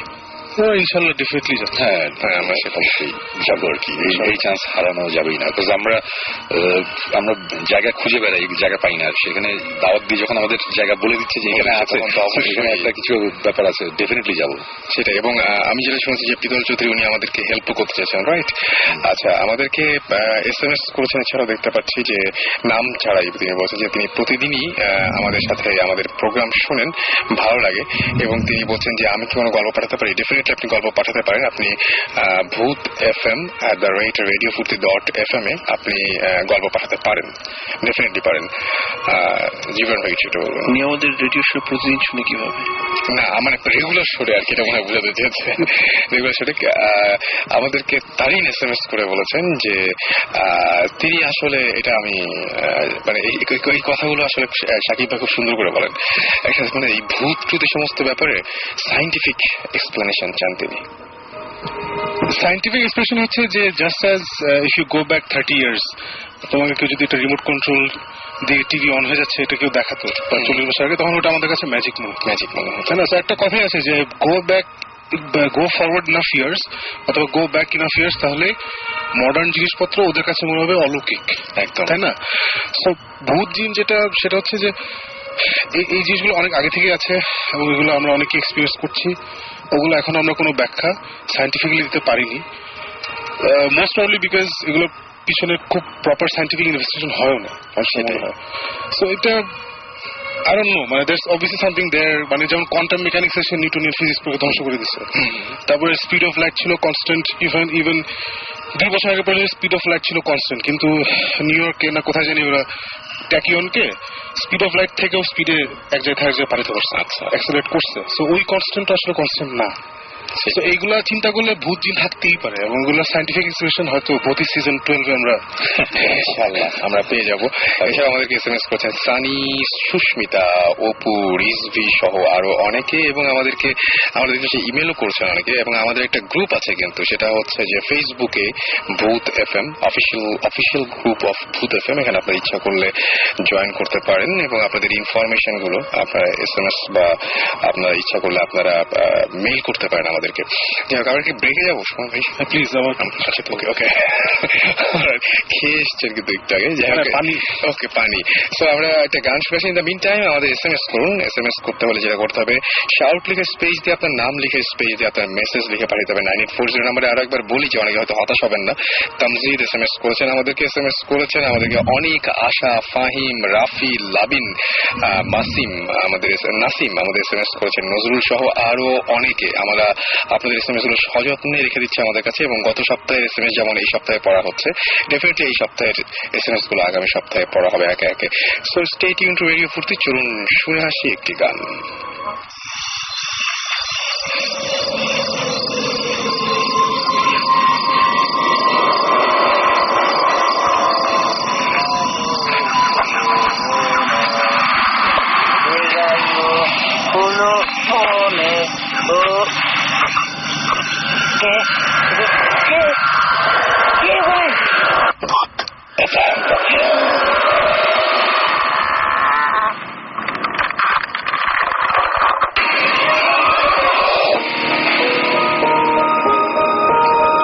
সবসময় রেডিও ফুর্তি চলছে, ভূত FM, সাথে আছে রাসেল এবং আমার সাথে রয়েছেন ভৌত স্ট্রিমের আমাদের সাথে জিবরান ভাই, সাকিব ভাই এবং সুমন ভাই। আর আমরা ব্রেকে যাওয়ার আগে আমরা কথা বলছিলাম তারাশ নিয়ে, আর এর মাঝখানে আমাদের অনেকে SMS করে ফেলেছেন। আমাদের SMS করেছেন মাহিম বরিশাল থেকে, এবং তিনি লিখেছেন ভাইয়া তোমরা তো ব্রেক নাও কেন, পুরো উইক ধরে ভূত FM শোনার জন্য ওয়েট করি, সুতরাং গান না শুনে ভূত FM ঘটনাগুলো শুনতে চান। সো যদি ব্রেক না নেওয়া হয় তাহলে আমাদের বানিয়ে বানিয়ে অনেক গল্প বলতে হবে। হ্যাঁ সেটাই, মানে এবং এটা হচ্ছে মানে অদ্ভুত অদ্ভুত FM হয়ে যাবে তখন। সো সেটা আমরা চাই না। সজীব আমাদের লিখেছেন যে ভূত FM কি কেবারে হয় সেটা জানতে চাইছেন। সজীব, ভূত FM প্রতি শুক্রবার 11:59 হয়। অলরাইট। আর আমাদের এখন আবার যেটা চাইবো যে আজকে কি, আচ্ছা আজকে কি কোনো ধরনের কোনো সাকিব ভাইয়ের কোনো গল্প আছে কিনা বা ঘটনা আছে কিনা? কারণ সুমন ভাই একটা মানে জিনিস রেখে দিয়েছি লাস্টে, একদম সুমন ভাই লাস্টে বলবেন আর কি। ঘটনা একটা আছে, ঘটনাটা আছে, ওটা ডিটেলস এখনো যাই না, বাট বলতেই পারি। আধা খাঁচা কিছু ডিটেলস পেয়েছি আমরা, তো ওটা এখন আমরা ইনভেস্টিগেট করি নাই। বেসিক্যালি এটা অনেক আগের ঘটনা। যখন যে মুড়ির টিন বাসগুলো আছে না, এখন তো টার্মটা ইউজ হয় না। মুড়ির টিন বাসগুলো আগে ইন্টার ডিস্ট্রিক্ট চলতো। তো তখন ওই ঢাকা বা ফরিদপুর টাইপের এলাকা বা পিরোজপুর ওই টাইপের এলাকায় একটা লোক, সে নতুন লাইসেন্স পাইছে, সে ড্রাইভার হবে। ওকে, ড্রাইভার হবে। তো ওখানে যা লোকাল বাস ডিপো ওখানে গেছে, গিয়ে খুব যে ভাই আমার চাকরি দেন এসে তো তখন ওই ঘুরাচ্ছে আর কি, মানে নতুন পোলা আসছে, কারো চিনি নাই, ঘুরাচ্ছে, আচ্ছা দেখবো না এই না হ্যান তেন। তো ওখানে সে বেসিক্যালি ছোটখাটো কাজ করে, মানে অফিস বয় হিসেবে আর কি, মানে আছে আর কি, টাকা পয়সা পায় না, মানুষ একটু খাওয়াটা দেয়, এইভাবে চলতেছে। তো অনেকদিন চলার পর তখন সে খেয়াল করছে, ওর খালি বলা হয় যে এখন ওর বাস নাই, আচ্ছা নতুন বাস কিনবো তখন তোমার দেখবো না। তো সে খেয়াল করছে যে একটা বাস গ্যারেজে অলস পড়ে থাকে আর কি, অলস পড়ে থাকে। তো এরকম 2-3 মাস গেছে, সে দেখছে ওই বাসটা ওখান থেকে বের হয়। আচ্ছা, তখন সে জিজ্ঞেস করছে কি বাসের প্রবলেম কি? বল না বাসে কোনো প্রবলেম নাই। কি নষ্ট নাকি? বল না নষ্ট না। তো ওই কি ব্যাপার? বল না এটা ইউজ হয় না। ওই ইউজ হয় না মানে আমি তো বাস চালাইতে চাই, আপনারা বলেন বাস নাই, এখানে তো বাস আছে। ওনারা তো অনেক আশপাশ কাটেছে, সেই হ্যান ত্যান অনেক কিছু হয়। সো একদিন ফাইনালি সে মানে ভ্যান করতে করতে ধরো 4-5 মাস ভ্যান করছে। আচ্ছা, ফাইনালি ওনার অতিষ্ঠ হয়ে ওরা বসতে যে যা চালাতে যা। তো ঠিক আছে, ওকে দেওয়া হলো। তো প্রথম যেহেতু বাস চালাতে দিচ্ছে, তোকে ওয়ার্স্ট টাইমিং এবং ওয়ার্স্ট রুট গুলো দেওয়া হয়েছে, যে রুট অন্য কেউ নিতে চায় না, রাতের বেলা এসব রুট দেওয়া হয়েছে। তারপরে সে তো মহা খুশি যে সে ফাইনালি ড্রাইভার হতে পারছে, খুব খুশি সে। তো সে ঠিক আছে বাস নিয়ে বের হয়ে গেছে, বের হয়ে তো কাজ করতেছে। ওর রুটটা হচ্ছে ওই যে মানে রাতের শিফট পাইছে, আমি জানি না এক্সাক্ট, যেটা বললাম যে ডিটেলস এখন অনেক কিছু জানি না, ভাষা জানি। রাতের শিফট পাইছে, ভালো কথা। তো একদিন ওর সাথে যে কন্ডাক্টর আছে, সে ওদিন বের হবে, দেখা যায় কন্ডাক্টর নাই। আচ্ছা, একটা বয়স্ক একটা লোক, ওর থেকে অনেক বয়স্ক বড়, সে আছে। তো ওরা এসে চিনে, তো হ্যাঁ কি বস আমার ইয়া করি। তো ও বলছে যে নো আজকে আসতে হবে না, আজকে আমি তোমার সাথে যাবো। আচ্ছা ঠিক আছে, ও তো এটা বৃষ্টি এগুলো হয়, শরীর খারাপ হয়েছে ওটা। তো বেরোচ্ছে, তো ওর রুট শেষ হতে হতে মানে ও রাত 2-3 পর্যন্ত কাজ করতে হবে।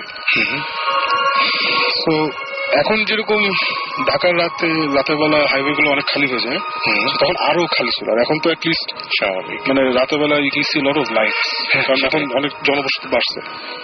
তো আমি যখন কথা বলছি এটা ধরো লেট 70s আর্লি 80s, তখন দের ইজ নাথিং আছে না রাতের বেলা। আমি রাতের বেলা রাস্তাও যাতা আশেপাশে হাইওয়ের চারপাশে কোনো বাড়ি ঘর কিচ্ছু নেই, জাস্ট ওই তুমি একা বাস নিয়ে যেতেছো একদম এই অবস্থা।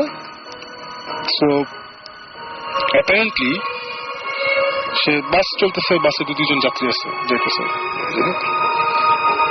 হঠাৎ করে কন্ডাক্টর এসে বলছে যে এই সামনে দেখবে একদম লোক দাঁড়ায় আসছে, ওটা থাইমো। অনেকগুলো লোক দাঁড়াচ্ছে, ভয় পায় না, থাইমো। আচ্ছা, ওটা স্কেজুল স্টপ না।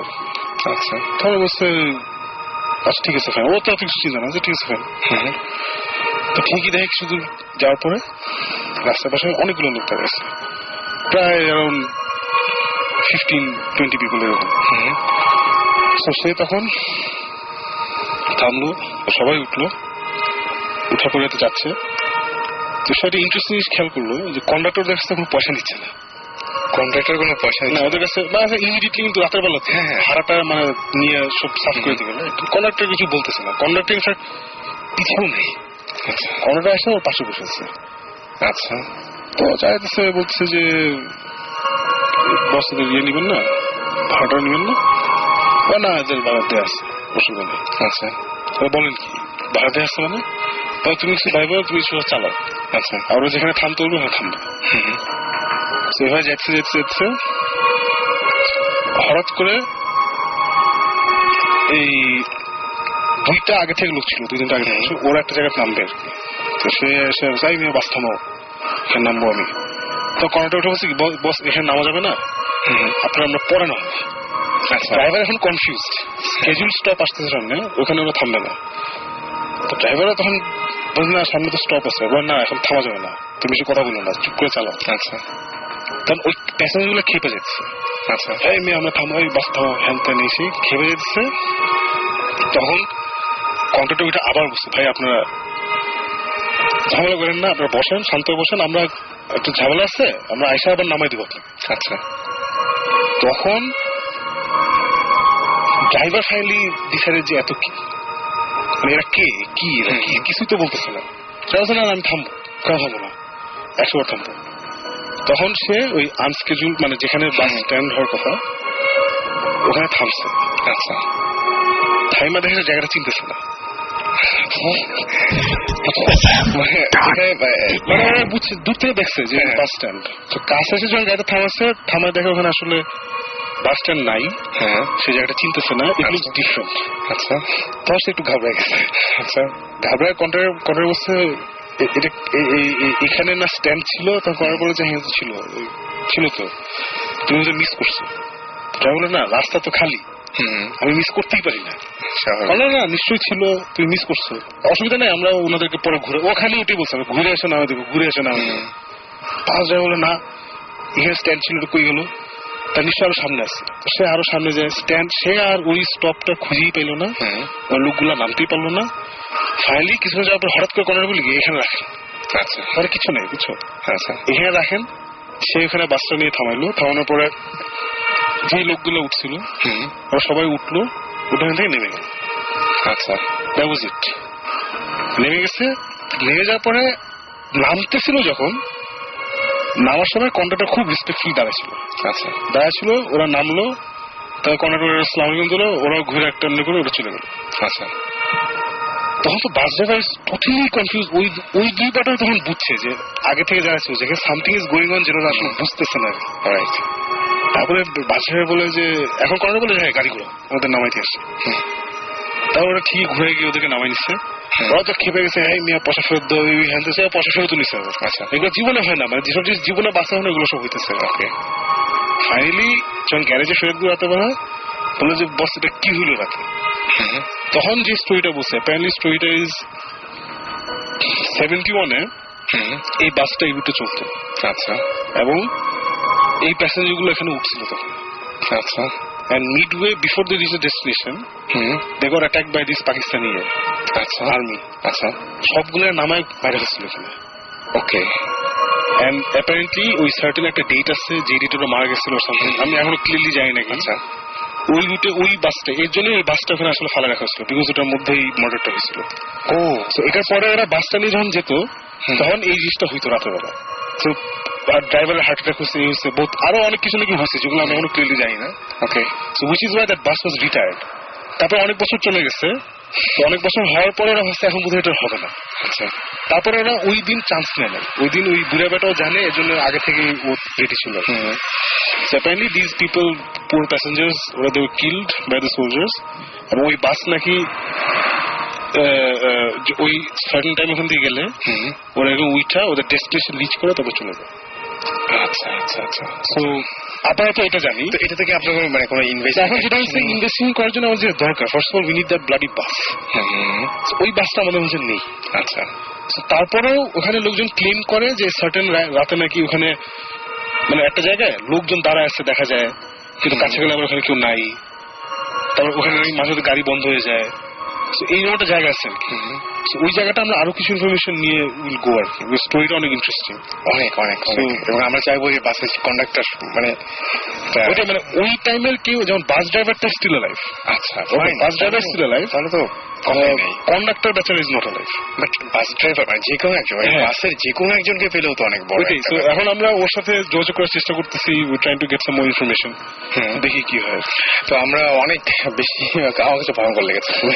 এই জন্য আমি কয়েকদিন আগে বলছিলাম যে রাতের বেলা লেট নাইটে বাসে উঠলে বি ভেরি শিওর বাসের কে কে আছে। এবং ওই সময় না বাসের লোকজনকে খুব অদ্ভুত লাগার কথা আমার মনে হয়, কারণ আমি দেখেছি অনেক সময় পাস করার সময় দেখেছি বাসের কোনো একটা জ্যাম বা কোনো একটা কিছু হয়েছে, মানে ম্যাক্সিমাম ক্ষেত্রে যেটা হয় উত্তরা থেকে বনানী বা গুলশানে আসছি, ঠিক ওই উত্তর এয়ারপোর্টে যে স্টেশনটা আছে ওই স্টেশনে বেশ কিছু বাস দাঁড়িয়ে থাকে বা সামনে একটু ওই জ্যাম হয়, ওই বিশ্ব রোডের ওখানে জ্যাম হয় একটা। ওই জ্যামের মধ্যে যখন দেখি যে পাশে বাসের মধ্যে লোকগুলো কেমন ভাবে যেন তারা তাকিয়ে থাকে, কেমন অদ্ভুত টাইপের লাগে। তো যারা আজকে জার্নি করছেন তারা একটু সাবধানে থাকবেন। আমি তো স্টুডেন্ট লাইফে প্রচুর উত্তরে বাসে করে গেছি রাত 2-3টার সময়, and it was never a not scary experience. কারণ রাতের বেলা না আমার কেমনই লাগে, বাসে কম লোক থাকে, একদম কেমনই লাগে, কিন্তু কাউকে না বিশ্বাস হয় না, কেমন কাউকে বিশ্বাস হয় না যে কি। এবং ওই উত্তরের রাস্তা নেই যে এর আগে আমরা একটা এপিসোডে আলোচনা করেছিলাম, আমরা আলাপ করেছিলাম যে ওই রাস্তাটা এমন একটু স্কেরি, এবং মানে কোনো ভৌতিক এক্সপিরিয়েন্স না।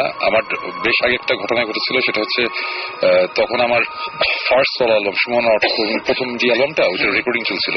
আচ্ছা, সরি, ওই অ্যালবামটা কিন্তু বের হয়েছিল 98-এ, মানে 97-এর এন্ডে, বাট রেকর্ডিং হয়েছিল 92-তে। আচ্ছা, আমি অ্যালবামটা 5 বছর ফেলে রেখেছিলাম, 5 বছর পর অ্যাকচুয়ালি অ্যালবামটা রিলিজ হয়। ওকে। সো 92-র ঘটনা। আমি তারপরে যে ওয়ারফেজের রাসেল ছিল গিটার বাজাতো, সে রাসেল আলী, রাইট, সে পরে বাপ্পি আমাদের এক ফ্রেন্ড। আমরা রাত্রেবেলা গাড়ি নিয়ে বের হয়েছিলাম, আর ছিল আর সঞ্জয় ছিল ভোকাল। হ্যাঁ, আমরা 4 জন সেদিন রেকর্ডিং শেষ করে আমাদের এক ফ্রেন্ডের বাসায় গুলশানে ছিলাম, রাতে আড্ডা দিচ্ছিলাম। তখন বললাম যে চল একটু লং রাইডে বের হই। সো ওই সময় মানে উত্তরা ক্রস করা মানে লং রাইড আর কি, মানে অনেক উত্তরা তো বাসা অবস্থা, রাইট। সো আমরা গাড়ি নিয়ে বের হয়েছিলাম, তখন ওই রাস্তাটার মধ্যে যেই রাস্তার অনেক ঘটনা শুনি, তো ওগুলো ক্রস করে আমরা চলে গেছি। হঠাৎ অনেক দূর গিয়ে আমরা আবার গাড়ি ঘুরিয়ে যখন ব্যাক করছি, তখন গাড়ি চালাচ্ছিল হচ্ছে সঞ্জয়, আর সঞ্জয়ের পাশে ছিল বাপ্পি আমার ফ্রেন্ড, আর পিছনে ছিলাম আমি আর রাসেল। হঠাৎ করে বুঝলাম যে গাড়ির স্পিড সঞ্জয় অনেক বাড়িয়ে দিয়েছে, অনেক জোরে গাড়ি চালাচ্ছে, এবং আমরা একটা গল্পের মাঝখানে ছিলাম, খুব জোরে জোরে কথা বলছিল। হঠাৎ করে সবাই চুপ হয়ে গেল সামনে 2 জন, এবং খুব জোরে গাড়িটা টান দিল। কিছু দূর যাওয়ার পরে তারপরে আবার একটু মানে কথা বলা মানে ঘুরে যাস, বলে যে তোরা কি দেখছিস? আমি কি দেখবো? বললো যে রাস্তার পাশে একটা লাশ পড়ে আছে। আমি যে কি বলতেছিস, লাশ পড়ে আছে? বলে যে হ্যাঁ। এবং ততক্ষণে আমরা গাড়ি চালিয়ে ওই যে এখন একটা ওই যে আর্মি স্টেডিয়ামের পাশে একটা কাবাবের দোকান আছে না, ওই যে কাবাব হঠাৎ খোলা থাকে, হ্যাঁ মাঝে মধ্যে দিয়ে খোলা থাকে, যে আমরা ওখানে চলে গেছি। ওখানে গিয়ে আমরা গাড়িটা থামিয়েছি। সো এটা তো বেশ আগের কথা, তখন এই দোকানটা মোটামুটি বেশ হিট ছিল, মানুষজন তখন রাত্রেবেলা, এবং এটা অনেক রাত ওটা কিন্তু ওই সময় রাতে অনেক রাত পর্যন্ত খোলা থাকতো, এখন মোস্ট প্রবাবলি থাকে না। সো ওখানে আমরা গাড়িটা থামিয়েছি, এবং তখন দেখলাম যে বাপ্পি যে আমার ফ্রেন্ড গাড়ি থেকে বের হয়ে সে বমি করছে, মানে সে যেই মানে মানে তখন বুঝলাম যে খুব বিভৎস কিছু একটা তারা দেখেছে। তা আমি আর রাসেল তো পিছনে ছিলাম, আমরা দেখি নাই। তখন আমি বললাম যে না এটা আমরা দেখবো, তোরা কি লাশ দেখছিস কি, এটা দেখতেই হবে। তো তখন সাথে সাথে আমরা আবার গাড়িতে উঠে আমরা গাড়ি ঘুরে গেলাম, আমরা দেখতে। আমরা ঘুরে আবার গেলাম, যেতে যেতে দেখলাম যে ততক্ষণে পুলিশের গাড়ি চলে এসেছে, একটা ডেড বডি, এবং আমাদের নিজের চোখের সামনে দেখা যে গলাটা নাই, গলাটা কাটা, এবং বেশ মানে ভি শেপ টাইপের ভাবে কাটা, মানে গলার ওই জায়গাটা, এবং বডিটা ছালা টাইপের একটা কিছু দিয়ে বেঁচানো। এবং তখন ওই পুলিশের গাড়ি চলে এসেছে, পুলিশরা তখন ডেড বডিটা মানে উঠাচ্ছে আর কি ওখান থেকে বড় গাড়িতে। সো অতটুকু দেখে আমরা ঘুরে আবার চলে আসলাম। এবং ওই রাস্তাটা অ্যাকচুয়ালি ওই এক সময় তো খুব নির্জন টাইপের ছিল, এবং তখন এই যে এই টাইপের ক্রাইম করে যে ডেড বডিটা ফেলে রেখে এসেছে এই টাইপের, সো এই টাইপের জিনিসপত্র ওইখানে আমরা দেখেছি। এবং তার ফলশ্রুতিতে এখন হয়তো দেখা গেল যে ক্রাইম কমেছে, কিন্তু ওইখানে মানে তাহাদের উপদ্রব বাড়িয়ে গিয়েছে। মানে ইনফ্যাক্ট এই ঘটনাটা ঘটার পরের দিন পরে 2-3 দিন পরে আমি ওই যে আমার একটা গান ছিল তোমার জন্য, এখানে একটা লাইন ছিল আমার দেখা রাস্তায় পড়ে থাকা লাশ, আমার কিন্তু এই লাইনটা এখান থেকে এসেছে এই ঘটনাটার পরে আর কি। ওই জায়গাটা আসলে এমনি মানে রাতেবেলা ঘোরার সময় এখন অনেক মানুষজন থাকে আশেপাশে, লাইট টাইট অনেক কিছু, কিন্তু তারপরে মাঝে মধ্যে কিন্তু আমার কাছে রাস্তাটা সবসময় কেমন যেন লাগে, মানে খুবই অদ্ভুত টাইপের লাগে, এবং মানে লাইটিংটাও কেমন যেন। রাইট। আরেকটা রাস্তা আছে, এটা হচ্ছে এটা এরকম ঢাকার মধ্যে না, হাইওয়ে না, এটা হচ্ছে ওই ময়মনসিংহের দিকে যেতে গেলে শ্রীপুর যে জায়গা, ওই শ্রীপুরে আমাদের একটা বাংলো বাড়ি আছে, আমাদের এখানে একটা হ্যাচারি, বেশ বড় একটা জায়গা, বাউন্ডারি ওয়াল দেওয়া আমাদের বাংলা, ওখানে আমরা গিয়ে মাঝে মাঝে থাকি। তো ওই বাংলোর আবার কাহিনী আছে, ওই বাংলোটা কি বলবো হন্টের আর কি, আমাদের নিজেদেরই বাংলো, আমরা ওখানে গিয়ে থাকি, এবং ওখানে অনেক ধরনের জিনিসপত্র, অনেক ধরনের এক্সপিরিয়েন্স আমাদের হয়েছে, আমরা অনেকবার গিয়েছি। আমরা একটা সময় আমরা প্রায় যেতাম, যখন টাইম পেতাম দেখা যেত যে এভরি মান্থে 2-1 বার যাওয়া হচ্ছে, ওখানে গিয়ে আমরা থাকতাম, ওখানে আমরা যে ইনডোর সুইমিং পুল করা আছে, বারবিকিউ পিট করা, সো আমরা ওখানে যাই, আড্ডা দিই, রাত্রেবেলা থাকি, মজা হয় আর কি, পিকনিক টাইপের। সো ইনফ্যাক্ট মজার ঘটনা হচ্ছে যে আমাদের এই ভৌতিস্ট এই টিভি শোটা করার আমাদের যে ফার্স্ট পাইলট এপিসোড, প্রথম এপিসোডটা যেটা অন এয়ার হবে, ওটা কিন্তু অ্যাকচুয়ালি আমরা ওই ক্যামেরা নিয়ে ডিরেক্টর প্রডিউসার এইভাবে প্ল্যান করে কিন্তু করা না। ওখানে আমরা গিয়েছিলাম একটা মিউজিক ভিডিও শুট করতে। তো মিউজিক ভিডিও শুট করতে যাওয়ার সময় আমরা একটা ফাজলামি করে যে মেকিং অফ ওই মিউজিক ভিডিও বানাবো এরকম একটা জিনিস আমরা একটা হ্যান্ডি ক্যাম দিয়ে এই ঢাকা থেকে যাওয়ার সময় থেকে আমরা ফাজলামি করছিলাম আর ক্যামেরার সামনে মজা করছিলাম যে আমরা পুরো একটা ভিডিও মানে প্যারালালি একটা ভিডিও বানাবো, এটা হচ্ছে making of this music video. তো ওটা করতে গিয়ে তারপরে রাতেবেলা আমার ওই বাসা ছিলাম এবং রাতে কিছু ঘটনা ঘটেছিল, কিছু ইনসিডেন্ট হয়েছিল এবং লাকিলি ফরচুনেটলি আমাদের কাছে ক্যামেরা ছিল। তো তখন আমরা ক্যামেরাটা অন করি, যেহেতু এই একটা অনুষ্ঠান করবো একটা প্ল্যান ছিল, অন করি এবং তারপরে আমাদের কিছু ফুটেজ ওই ক্যামেরার মধ্যে থাকে, যেটার থেকে আমরা মানে ওটা দিয়ে ছিল আমাদের ভৌতিকটা শুরু হয়, প্রথম শুরু হয় আর কি। সো ওই যেটা বলছিলাম যে ওই বাংলাটা ক্রস করে একটু সামনে সোজা যেতে গেলে এই কাপাসিয়ার দিকে একটা রাস্তা আছে আর কি, দুই সাইডে জঙ্গল। ওকে, ওই রাস্তাটার মাঝখানে একটা জায়গা আছে, ওই জায়গাটাতে অনেকে বলে যে ওখানে গেলে অনেকে ওই মানে রাস্তাটা হারিয়ে ফেলে আর কি। আচ্ছা, মানে রাতের বেলা যাচ্ছে, যাওয়ার সময় দেখা যায় যে একটা সময় এরকম একটা জায়গায় চলে যায় এবং ওই একটা লুপের মধ্যে পড়ে যায় নাকি, এরকম কথাবার্তা আছে আর কি, যে ওখানে হারায় যায়, বের হতে পারে না, চিনতে পারে না, সকালবেলা দেখা যায় যে আবার বের হতে পারছে, এই টাইপের ঘটনা।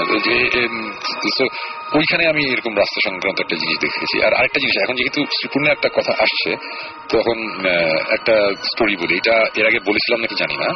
এই শ্রীপুরে যে আমাদের বাংলোতে একবার রাতে আমরা থাকতে গেছিলাম, আমি ছিলাম, সাথে আমার সাথে আরো 7-8 জন ছিল, বেশ অনেকে। আচ্ছা, তো রাতে আমরা বসে এরকম মুভি দেখছি। ওই সময় কোন বিজিটিভির টিএনটি লাইন ছিল না তখন আমাদের ওই সাইডে। তখন আমাদের ওই ওখানে বিশাল বড় এস্টাবলিশমেন্ট, তো মানে একটা বিল্ডিং থেকে আরেকটা বিল্ডিং এ পিএবিএক্স এর লাইন ছিল, জাস্ট মানে কানেক্ট করার জন্য, জাস্ট একজন আরেকজনের সাথে কথা বলার জন্য। সো ওই পিএবিএক্স এর লাইন ছিল। তো রাতে আমরা মুভি টুভি দেখে ওখানে গেলে আমরা হরর মুভি টুভি দেখি, বিকজ বাসাটা একটু অন্যরকম, অনেক ধরনের মানে ফিলটা অনেক ভালো পাওয়া যায়। ফিলের চেয়ে অনেক ধরনের ইনসিডেন্ট হয়, মানে ওইখানে আমাদের মানে এরকম ঘটনা আছে যে গরমকালে আমি আর আমার এক স্কুল ফ্রেন্ড নিপুণ, আমরা দুইজন বসে আড্ডা দিচ্ছি বারান্দার মধ্যে, বেশ গরম, মানে ঘরের মানে আমরা বারান্দায় বসে আড্ডা দিচ্ছি, রাত 2-3টা বাজে, হঠাৎ করে পুরো চারিদিকে কুয়াশা হয়ে গেছিল, মানে ভয়ঙ্কর কুয়াশা।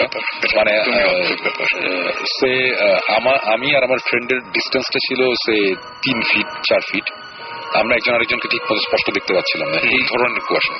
তারপর সে চেয়ার টেনে সামনে এসে বসছে, বললো যে দোস্ত কি হচ্ছে, কুয়াশা কেন?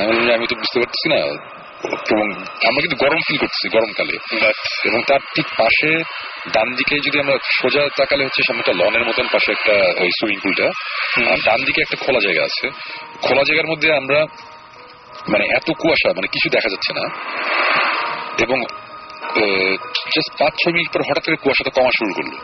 আচ্ছা, মানে অটোমেটিক মানে অ্যাজ ইফ কুয়াশাটা এসে আমাদের সামনে দিয়ে চলে গেল, এই টাইপের অবস্থা। মানে কুয়াশাটা কমছে, যখন কমছে তখন আমরা চোখের সামনে আমরা কত দূর হবে, মানে আমরা এটা 50 ফিট দূরের হবে হয়তোবা, মানে আমরা স্পষ্ট মানে এই অন্ধকারের মধ্যে এই লাইটের মধ্যে যা দেখা যায় একটা পাখি পাখি হয়েছে, বাজ বা চিল টাইপের, মানে বিশাল বড় একটা পাখি টাইপের কিছু, মানে আকাশ থেকে পুরো নেমে এসেছে মাঠের মধ্যে, সামনে যে মাঠটা ডান দিকে ওখানে এসে বসেছে, বসে কিছুক্ষণ লাফালাফি করে আবার উড়ে চলে গেছে। বাট মানে আমার কথা হচ্ছে যে হ্যাঁ হয়তো একটা পাখি এসে বসেছে, বাট আমার লাইফে আমি এত বড় পাখি দেখিনি, সোজা কথা ফ্র্যাঙ্কলি। এত দূর থেকে এত বড় একটা জিনিস দেখা মানে এটা সামনাসামনি গেলে অনেক বড় হওয়ার কথা একদম। আমরা দুজন পুরো চুপ করে বসে বসে মানে দেখলাম যে কি কি হলো না হলো, আমরা দেখলাম। এবং আরেকটা ঘটনা বলি, সেটা হচ্ছে যে আমরা ঘটনা বলার আগে আমি একটা কথা খালি বলবো, সেটা হচ্ছে যে যারা অনেকেই হয়তো অধীর আগ্রহে বসে আছেন, আমাদেরকে SMS করেছেন সজীব, পনির, আরবি, তানিয়া, আমাদের SMS করেছেন ফাহিম, নোমান, রাহুল, আশা, রাজশাহী থেকে এফএম শুনতে প্রবলেম হচ্ছে তিনি তাই জানিয়েছেন। হাসান আমাদের SMS করেছেন, হৃদয়, এছাড়াও SMS করেছেন সাগর, বিপ্লব, তুষার, সুপ্ত সহ আরো অনেকে। আপনার যারা এক্সপিরিয়েন্স শেয়ার করতে চান শাউট লিখে স্পেস দিয়ে আপনার নাম লিখে স্পেস দিয়ে আপনার মেসেজ লিখে পাঠিয়ে দিন 9840 নাম্বারে। আবার মানে সেকেন্ড যেটা আরেকটা, এইটাও আমার মনে নাই আমি বলেছিলাম নাকি, একবার আমরা আমি সাকিব জীবন আমরা বেশ কয়েকজন, আমরা 5-6 জন গিয়েছিলাম একটা ব্রেইনস্টর্মিং সেশনে, আমাদের একটা স্ক্রিপ্ট লেখার একটা কাজে আমরা সবাই এখানে গিয়েছিলাম, এসিপুরে এখানে মাঝে মধ্যেই যাই এবং মজাই লাগে, নতুন নতুন এক্সপিরিয়েন্স হলে মজা, মানে ডিটেকটিভ দেলোয়ার। হ্যাঁ, আমাদের একটা স্ক্রিপ্ট ছিল, তো এটা নিয়ে আমরা কাজ করছিলাম। তো একটা সময় রাতে আমরা ওই যে ব্রেইনস্টর্মিং করতে করতে হঠাৎ একটা ব্রেক নিয়েছি আমরা সবাই, তা আমরা বাইরের রুমে বসে আমরা আড্ডা দিচ্ছি। আমাদের মধ্যে একজন ছিল ভিতরে, ও ভিতরে বসেছিল, তা সে হঠাৎ করে ও বই পড়ছিল, হঠাৎ করে সে আবার বাইরে আসছে, এসে বললো যে, এসে দেখলাম যে আমাদের দিকে মানে আঙুল দিয়ে পয়েন্ট করছে, আজকে আমাদের গুনছে আর কি যে আমরা কয়জন। তখন বললো যে আচ্ছা আমরা সবাই এখানে এসেছি না? আমরা বললাম যে হ্যাঁ। বলে কেন? বললো যে না শুনুন ভাই, বাথরুমে কে যদি কল শেষ মানে যে হ্যাঁ বাথরুমের কলটল শেষ করতে জানি। তো আমরা আবার রুমে গেলাম, রুমে গিয়ে দরজা খুলে কলটল বন্ধ করলাম। মানে এগুলো খুব নর্মাল হয়ে গেছে, নর্মাল ঘটনা।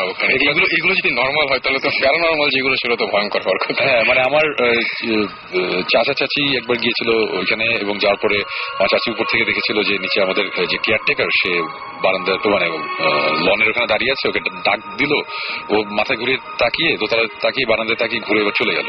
তো আমার চাচি খুব স্বাভাবিকভাবেই মানে মেজাজ খারাপ হয়ে গেছে তার। তখন সে আমার কাজিনকে বললো ওকে ডাকে নিয়ে আসো, বেয়াদব। আমি ডাকলাম, দেখলো, তারপরে চলে গেল। ডাকে নিয়ে আসার পরে ও বললো যে মানে ওই ছেলেটা উপরে আসার পর বললে, যখন ঝাড়ি খাচ্ছে তখন বলেছে আমি তো ওইদিকে যাই নাই, আপনি আমাকে ওখানে কেমনে দেখছেন, আমি তো কিচেনে রান্না করতেছিলাম। তখন আমার কাজিনও বললো যে হ্যাঁ আমি ওরা কিচেন থেকে নিয়ে এসেছি। এবং যে জায়গাটার কথা বলে সেটা হচ্ছে সুইমিং পুলের পাশে একটা লন আছে এখানে। তো লন অ্যাকর্ডিং টু মাই চাচি, মানে লনটা ক্রস করে সে বাম দিকে সুইমিং পুলের পাশ দিয়ে চলে গেছে, ওই সাইড দিয়ে, ওই দিক দিয়ে সে চলে গেছে। বাট ওই দিক দিয়ে হচ্ছে ডেড এন্ড, ওখানে বড় ওয়াল দেয় এবং তার কাটার বেড়া দেয়। ওই দিক দিয়ে সে ঘুরে আবার ইয়েতে আসতে পারার কথা না, কিচেনের সামনে দিয়ে আসার কথা। মানে চোখের সামনে দিয়ে আসতে হবে। ওই দিক দিয়ে গেলে তার ওই ওয়াল টপকাতে হবে, তার কাটার বেড়া টপকাতে হবে, তারপরে আবার পিছন দিয়ে ঘুরে আবার একটা পুকুর আছে, ওটা ক্রস করে ওই দিক দিয়ে ঘুরে আবার আসতে হবে। লজিক নেই ওইটাই আর কি। মানে এই টাইপের জিনিসপত্র মানে এরকম হয়েছে যে আমরা ওইখানে সুইমিং পুলে রাত 3টার সময় আমরা মাঝে মধ্যে এরকম করি, ফাইজলামি করে রাত 3টার সময় সুইমিং পুলে নামি, সুইমিং পুলে বসছি এবং ঠিক সুইমিং পুলের পাশের যে জানালা ওই দেয়ালের ওই সাইড থেকে আমরা আওয়াজ পাচ্ছি যে একটা ঘষা, মানে কোন একটা বস্তা টাইপের জিনিস টেনে নিয়ে যেতে থাকে, তখন সেই টাইপের আওয়াজ, ওরকম একটা নয়েজ, ওরকম একটা আওয়াজ।